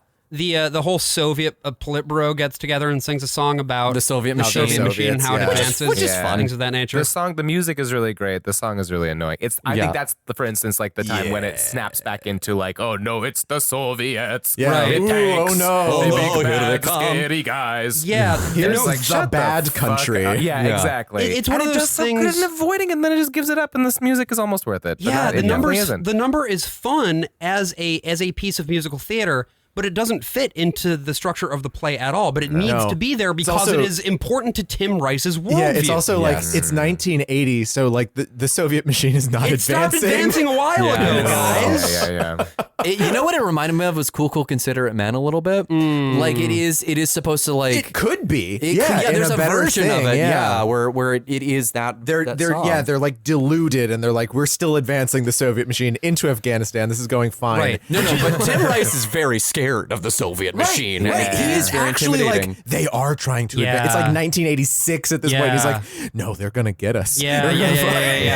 He's a true Cold Warrior for sure. Us.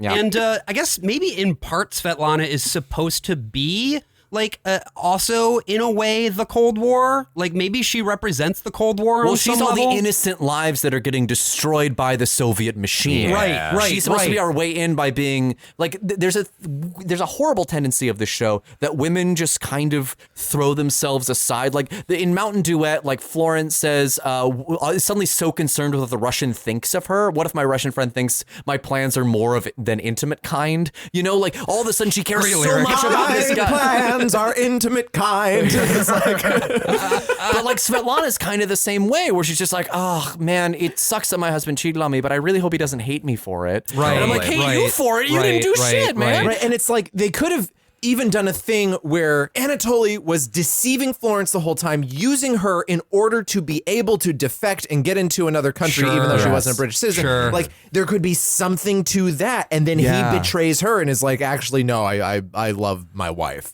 But, fuck you. A big Doesn't part of happen. the problem Who there cares? too is that this show can't get away from being like they've written these really loathsome characters, but it still wants you to like them for some reason. Right. And you can do, I mean, like, I feel like they are pretty comfortable making Trumper just an asshole, but then just being like, his dad called him gay a lot. Right. And it's like, they're comfortable with that, but no one else is allowed to be like reprehensible in the way that Trumper is. But I think that there's something really interesting that happens. We'll get to it at the end. I keep on saying that about stuff, but there's something that really interesting happens with the character of Anatoly, where actually he can't, they can't land the plane in preventing him from being reprehensible, and seem to embrace it.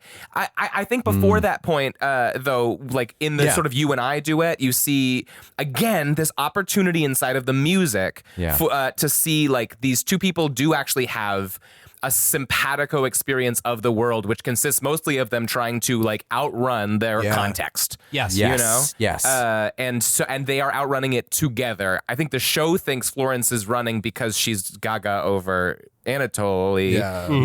But they're actually running in the same direction from the same thing. And if you build that and milk it, you can see why they're in love and you can see why you're rooting for them, even though they're annoying. Right. Yes. Which you can't do in the context of the play as written, because again, the women are defined entirely by their interest in and relationship to the male protagonist. It's so boring to be like Bechdel test, but it isn't. No, well, that's the thing. We get I Know Him So Well, which is a song that fails the Bechdel test so hard. Profoundly. So hard that every time it's sung, a copy of Fun Home bursts into flames. And that is true. I mean, we have some lovely voices on display here. It's like a song. It's a gorgeous song. It's a song that Frank Wildhorn did better within his eyes. Wow. And we could do without both of them. Wow. Double wow. I think I'm right. I know you're right. Serena's standing up and applauding right now.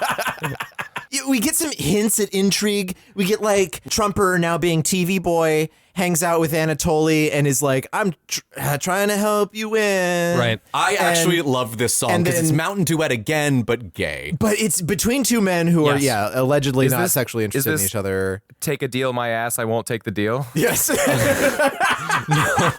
No. Well, I mean, there's that. The one I was talking about is a little bit further on. We're a little lost It right doesn't. now. No, that's the thing is, it doesn't matter. It doesn't like matter. these This is things soup. just all happen. Yeah. And like so there is also the thing where we find out that Idina Menzel has a dad and he's in prison.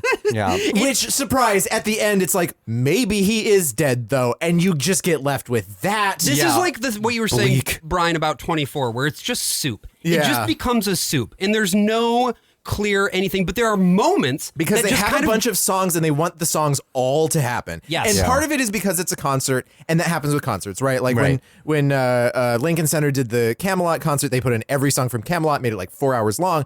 But the weird thing here is that Tim Rice, I think, did this concert because he was trying to get it produced again. Oh, absolutely. Because He's always trying to get it. How this was the ideal version. This is as good as he thinks he could make it. But it has every song, and they all just, like, the show just is now 40 minutes of two people standing at their mic and just singing out at the audience, Louise, and then they leave. Yeah. Someone else's story also happens here. Long ago, in someone else's lifetime, someone with my name who looked a lot like me came to know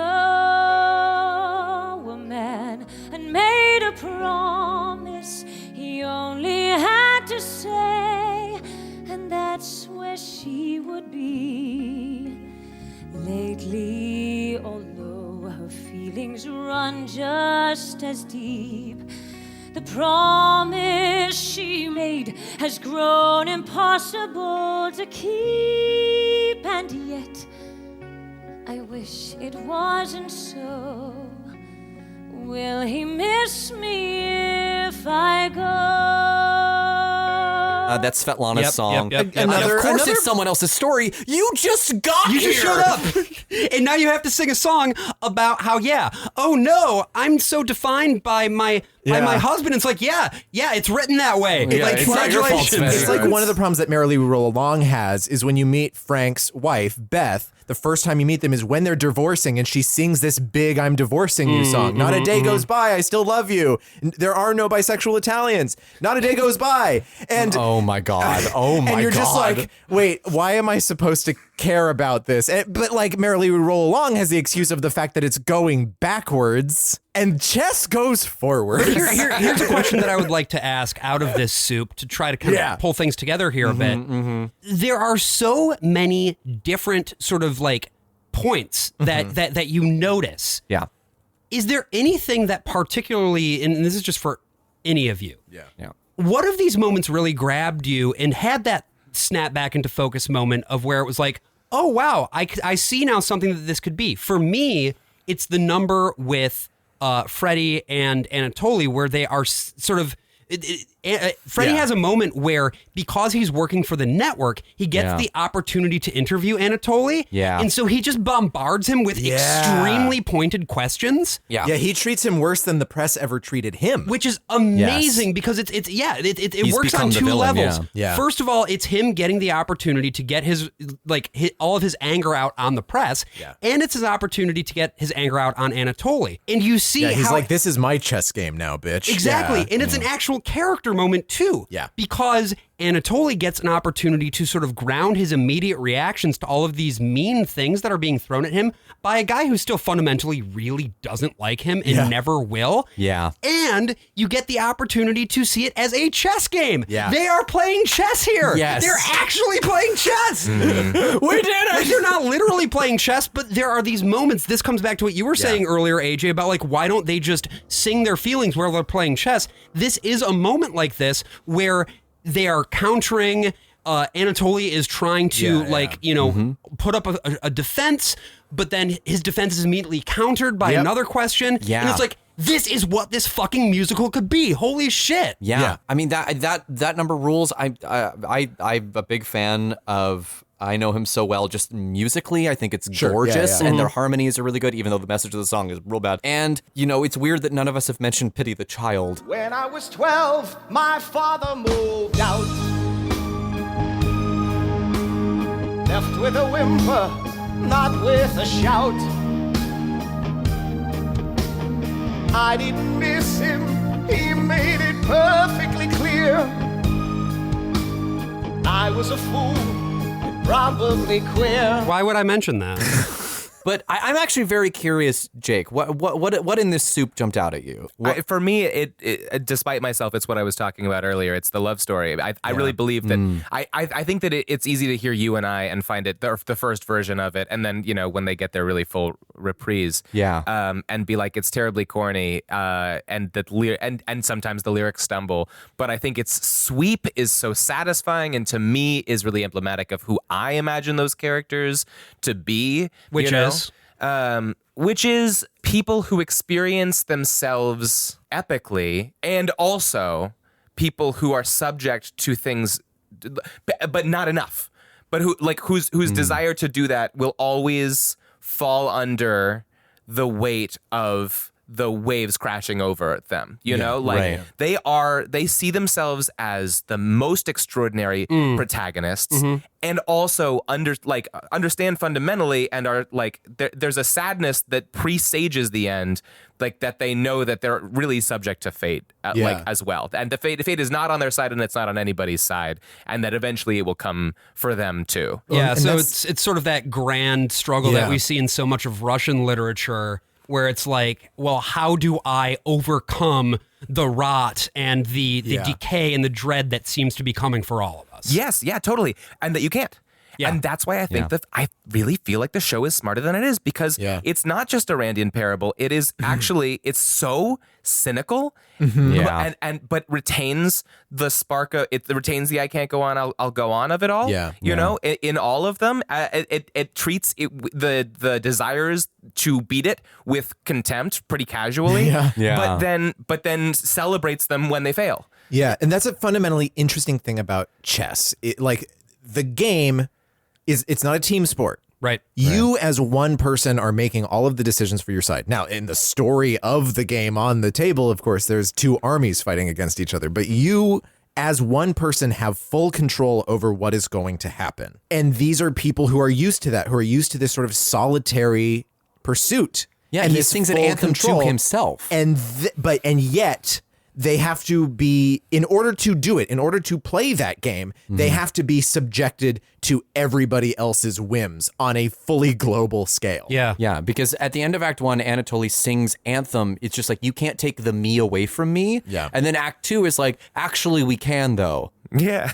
And we just did. So you can win this chess to game. suck. Yeah. You can win this chess game, but it doesn't fucking matter. And Anatoly wins. He beats the Russian guy who has nothing going on. We notice we didn't mention him in any of this plot discussion because there's nothing happening. He doesn't have any lines, does he? He does sing at the end of the Soviet machine. He just goes, chess. That's right. That's the name of the show. It's like, oh, I'm here too. no, it's real fun. He does win in musically. Sorry, musically, it's one of the best moments in the show. To me, Endgame. I love listening to Endgame so much. The full 11 minutes of it, I find just so rich and satisfying. The build of it is so good. Endgame. Just to really clear this, what is Endgame? Endgame is like, it's first it starts with a choral recitation of all of the chess masters in history. Song where they sing the names of all the chess I guys. decided at 19 years old when I ripped this CD onto my computer from the Bopst library. Let's go, dude. I was like, my party trick is going to be that I memorize all of these motherfuckers and then recite them. Can you do that? Was dead as your party trick? Lost it all I could, exactly. You're not joking. This was actually your party trick, was memorizing the names of all of the chess guys. Unfortunately, I never got invited to any parties.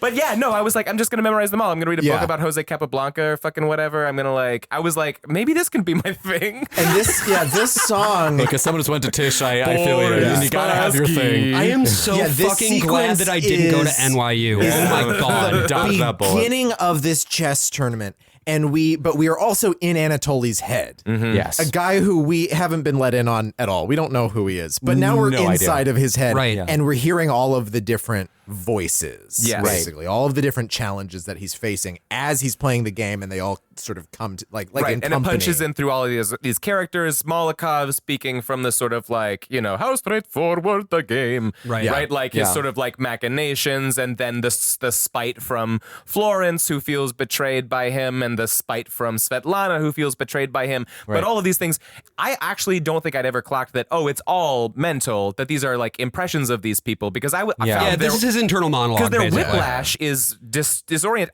But it still doesn't make any sense. Why would he perceive these women as having this experience of him when they've shown him no, barely any aggression or unkindness? Right, because the show is poorly written is why. Yeah, but again, ladies. it could pay something off Most if it definitely. were written in such a way that it naturally led into this dramatic line. But you feel the build of it. You feel the weight of history, because they're all throughout all this. No, you don't. No, throughout all this.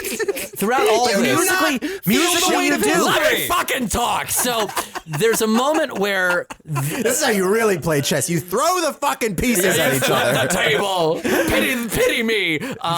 There's a bit where they're singing underneath all of this stuff that's happening, just the names of the grandmasters. So you feel the tension building in his head of okay, so I could actually give into the politics, but then there's also this greater thing underneath it. I want to be one of those names. The history of chess. I want to be that guy. I want to be the guy. But they never made that clear. No, of course they didn't. It's funny. They never tried to be his journey is he wants to take his place in the pantheon like they do in their fucking Windows Media Player projection. We love the Windows Media Windows can we Player. take there particularly are projections here, folks. when we have the names of when they're singing the names of the guys who have played chess? How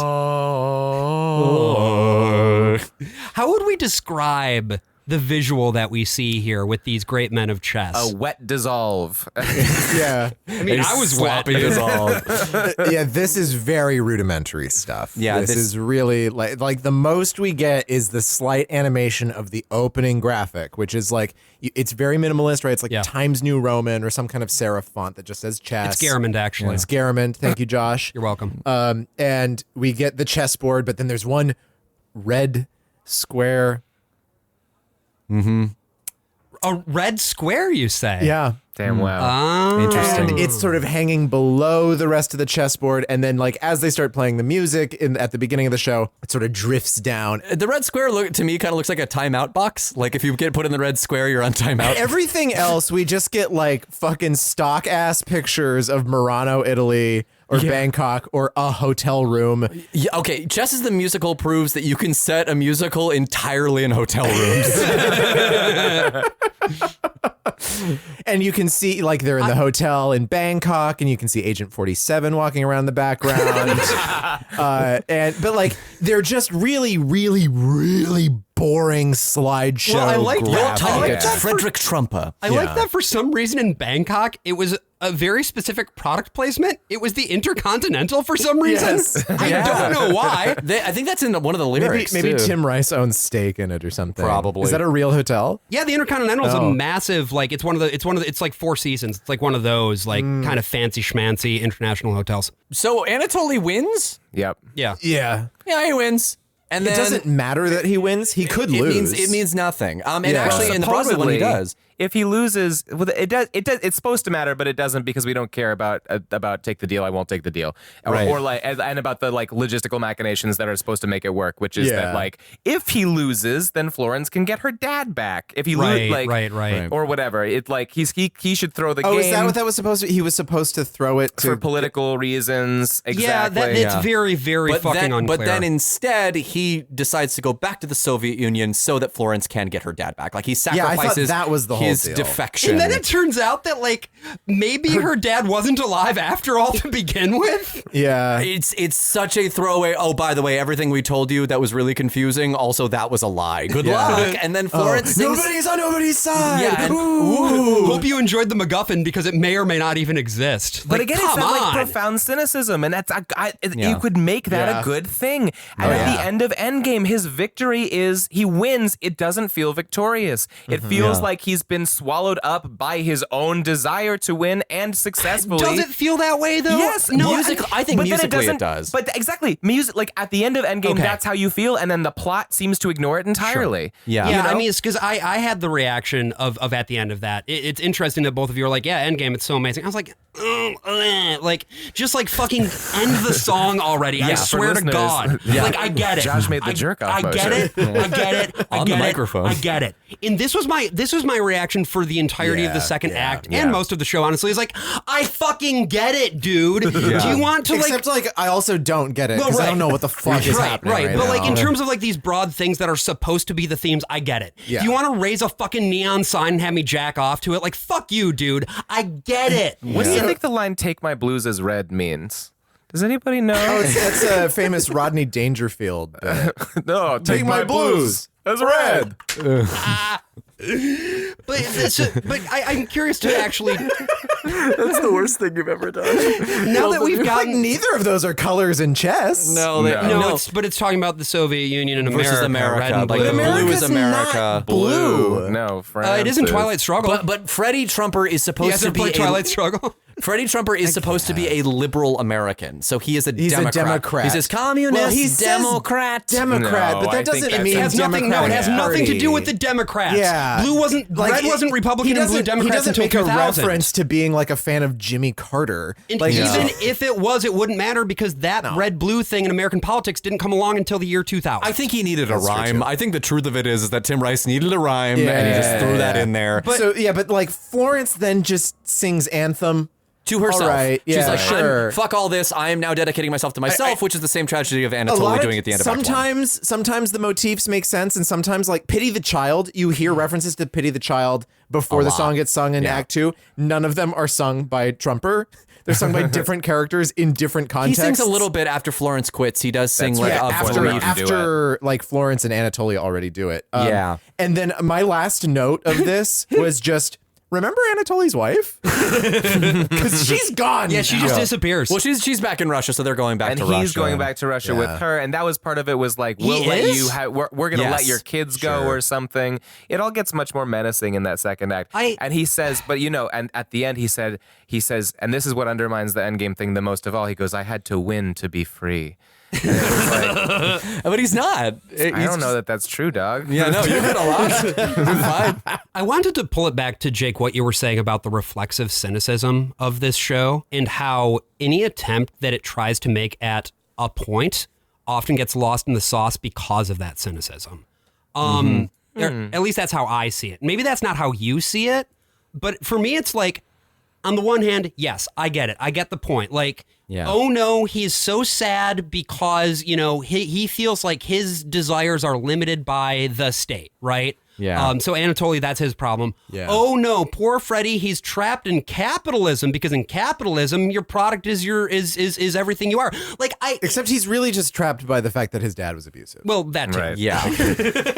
And that he really hates his mom because she slept with other people. Like there's There was so much nothing more. there's nothing in there about like the pressures of him being on TV. Right. But I'm constantly like, do you want to make a point or not, dude? Yeah, Like, yeah. stick with it. You don't get to just be like, this is a big overarching thing about like this character's deepest motivations and what makes him matter, and then turn right around and throw the whole thing away. It's because I think the cynicism point is Tim Rice is wanting to be so worldly wise about all of these big ideas, but he's not willing to give a shit about his characters, and you can't do that. You just can't. But I don't think it's that the cynicism compromises his ability to like make a point so much as it like becomes the entire point. Like the point exists, it's just not fueled to me, which I think maybe is what you're saying. Yeah. Or a version of it. In a slightly that, different like, way, maybe, I can yeah. sit on it. I have a quote from Tim Rice here about the show and about specifically the soupiness of it. This is in an article called "Chess Seeks to Shed Its Checkered Past" from the New York Times. Stephen Holden wrote interviewed Tim Rice for this. Mr. Rice dismisses suggestions that his story has any larger allegorical meaning or a political agenda. Fuck you, it doesn't. What seems clear to me in international politics is that nobody really knows what's going on except the players, he said. The show's most obvious message is that most people on the sidelines are watching the game and can't do really anything about it.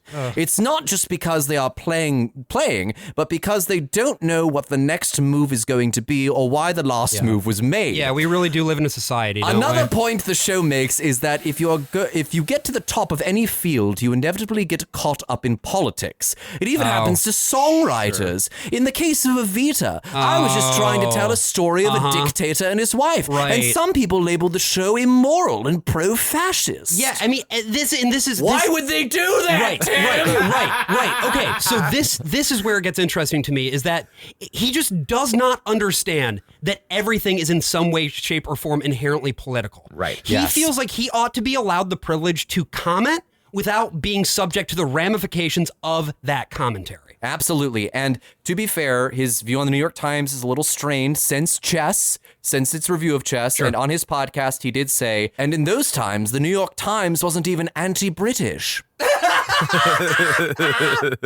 Real normal, He's tackling the real problems. pot shots. Anti-British bigotry in the failing New American York media. Times. Let's Failing go. New York Times, let me tell you. So we have reached the end of Chess. We have found ourselves out of the soup, being boiled alive.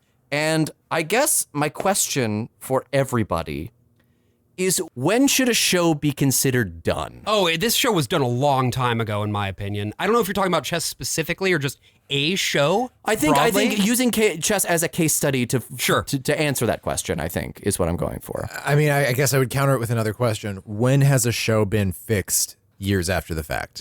Like, do we have an example of a show that has actually been repaired and improved? It didn't really happen for Flower Drum Song. Is it Candide?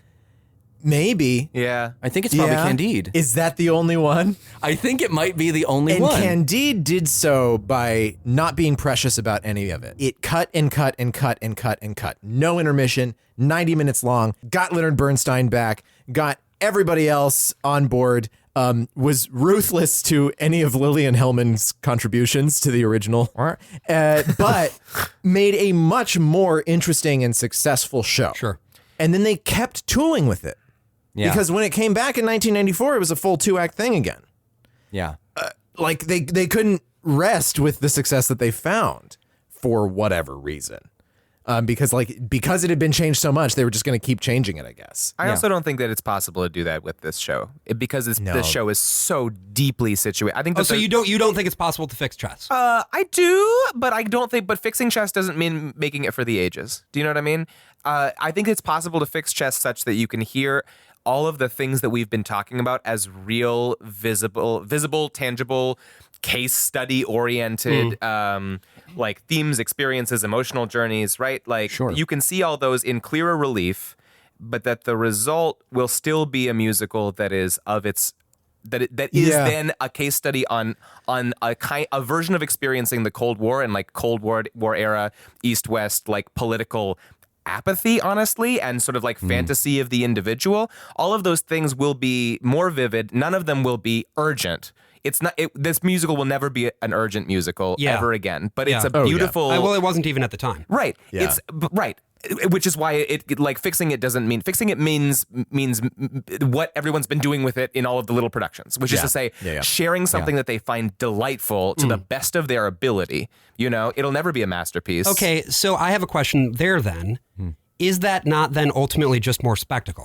Can you? And by spectacle, I mean like in the fucking guide to board, going back to that, like this idea of we are creating something that is a piece of audiovisual, like spectacular entertainment that engages us in the sense that we are enjoying the music, we are enjoying the themes, but it's not actually building anything that is interesting or dialectical that we can grab onto and understand. Oh, this is the point. This is what's bringing us forward. Because I think, going back to Tim Rice and the fact that this is a musical that attempts to do politics, but is ultimately anti-political, I would argue. I think it creates an anti-politic in which the observer cannot be roused to any sort of meaningful action.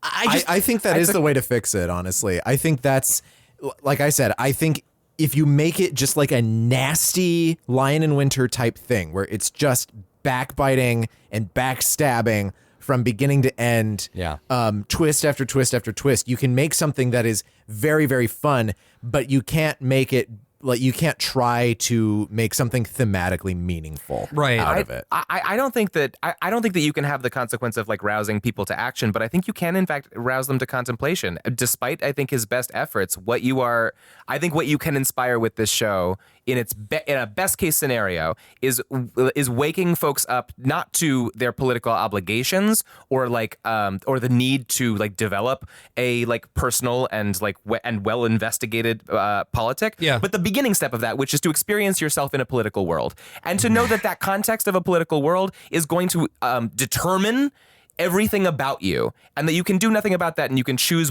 how to let that shape what you do next. It's not interested in encouraging your politicization. Right. And that's, I think, where it suffers as a morally, I guess. But it does flag it for you, and I think that's not nothing. This also comes down to like assessing something on its own terms versus what it ought to be, maybe, or like what it wants to be versus what I want it to be. But I think that when you are tackling a question like a show where it's about great powers, at least on paper, and the way that they deal with each other, you have to have some sort of honest sense of what that material history looks like, and it just doesn't. And one of the things that I did when I was preparing for this episode, because I was like, I want to find the people who like actually unironically think that Chess is like a world historical musical. I went and of course I watched a fucking YouTube video essay because those are the best places to find that sort of commentary. Sure. And I came across one, and I'm sorry to like slam a fellow creator or whatever. I'm sure whoever made this is perfectly nice. What you're doing to the creator economy right now, Josh, can never be undone. But what if you end up in a hype house with this person? Yeah, what's that? It's a content house. You know what? That beef's going to make some real content. It features such trenchant insights as, in a sense, Freddie and Anatoly mirror their respective countries during the Cold War in the way that both sides are never fully good or fully bad. In short, Chess is a land of contrasts. It's just like, so this is the thing. Like, if this is a musical where the best possible version of it rouses people to have insights like that, if those are the insights they are capable of, is that a worthy endeavor? I'm not sure that it is. I think it wants to go the extra mile to like go and cut in a little bit further to provoke people to be like, what is what is this really about? But I don't know. Maybe that's just me. I don't think that that's what the kind of insight. I don't think that that's the peak of the insights that I'd like to incite. And this is in part because I think ultimately, when I look at my work and I try to identify some kind of a mission statement about it, this like this making tangible of context and the tension between the impossibility of overcoming context and also the desire to take some to operate in reaction to it, like is a way that I think about my life and that I think about my work and why I think I have this incredible attraction to chess. And that's different than saying like, oh, there's no thing. It's actually not black and white. It's actually gray. Right? That's not. It's I live. It is much closer to I live in a society, but like, the step past I live in a society, which is to say like my society defines me. My I can be the top. Every individual in this play is defined by the society exclusively, and a small number of them are like, oh, weird, that doesn't seem right, and then they try to do something about it and they can't, and I think that's awesome. I actually really, really do. If it committed to the tragic ending, which it fails to do, I think that's a soul wrestle thing, and if you can even get like a pinch of that to people, then they're going to find an insight that is not just about analyzing global geopolitics. It's about analyzing themselves, vis-a-vis the stories that they hear around them every day. Sure. Well, what if I told you that there are songs that reflect Freddie and America's duality while also serving as a study of the double-edged sword that comes from independence and individualism? That's closer, yeah. I fucking hate this show. So, Jake, we had you plug at the beginning. We're having you plug at the end. We plug on both sides here. What you up to? What you got going on? I'm directing a Christmas musical, actually. I'm directing a Christmas musical that's also an 80s slasher movie, more 80s. It's called An Axmas Story, and it's about the trees that live in a Christmas tree farm who don't know that they're being bred for slaughter. I'm doing that, then I'm going home. Where is that going on? That's going to be at the Players Theater the first 3 weekends of December. Players only. Players only. And then I'm going home to, if you happen to live in Eastern Virginia, at the part of Virginia where like settlers were like, maybe not here. I do, yeah. I live there. Then you can come see me direct my father in Noises Off at his community theater. That's what's up, dude. Yeah. Who's he playing? I'm fucking psyched. I think he's probably going to be Gary, which is the part I played in high school. Oh, amazing. Gary's the best. You get to have your dad fall down the stairs.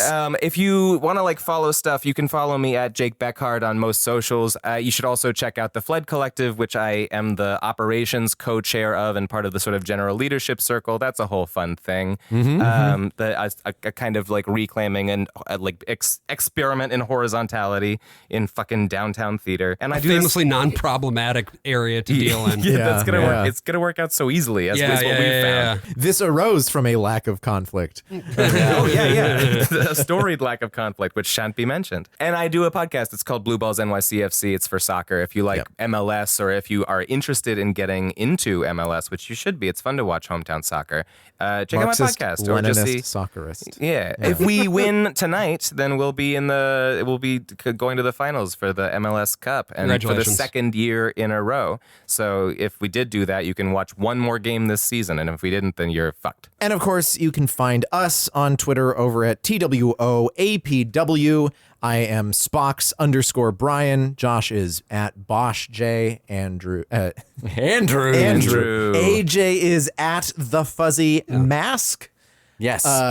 We are on other social media platforms as well. And of course, patreon.com/worstofall, which you are already know. On, you know that. You're This is a premium episode. Thank you for being here. And if you join the $10 tier, of course, you can listen to the monthly Lads Cast, which we are going to record immediately after this and going to really weird. a couple days before this. It's going to be a weird I can't wait. Time is fucked.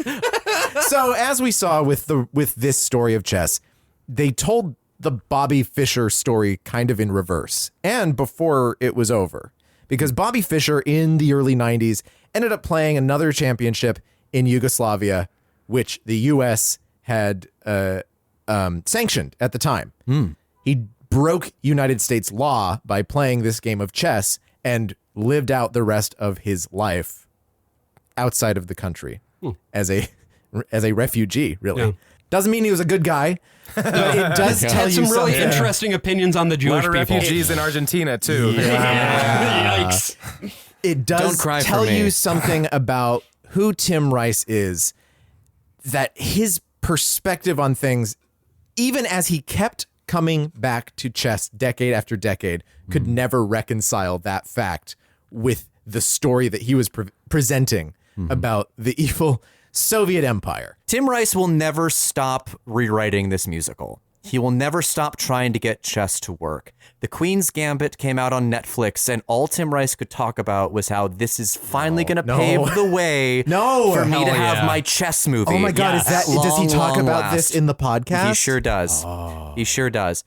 And that's also the one where he reveals that it's probably going to transfer to Broadway soon. He had a lot of high hopes in the Kennedy Center revival. Right, I remember that. Of the show. And here's the thing. High Hopes, Kennedy. That's the song that Kennedy used when he ran for president. Oh, wow. And Pete Buttigieg. So, Different one, but yeah. a very, very different one. There will always be, and here's the thing. Yeah. Tim Rice and I disagree on a lot of things, but there is one thing that we do agree on, which is I desperately want this show to be good.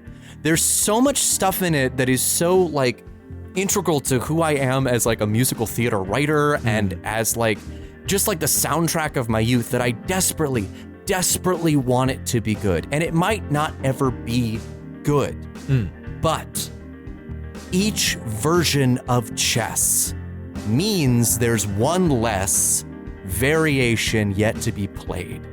And someday I hope that move will be checkmate. I'm the worst of all possible AJs. I'm the worst of all possible Brians. I'm the worst of all possible Joshes. See you next week. No, it's in a stalemate for forever. Sorry. No!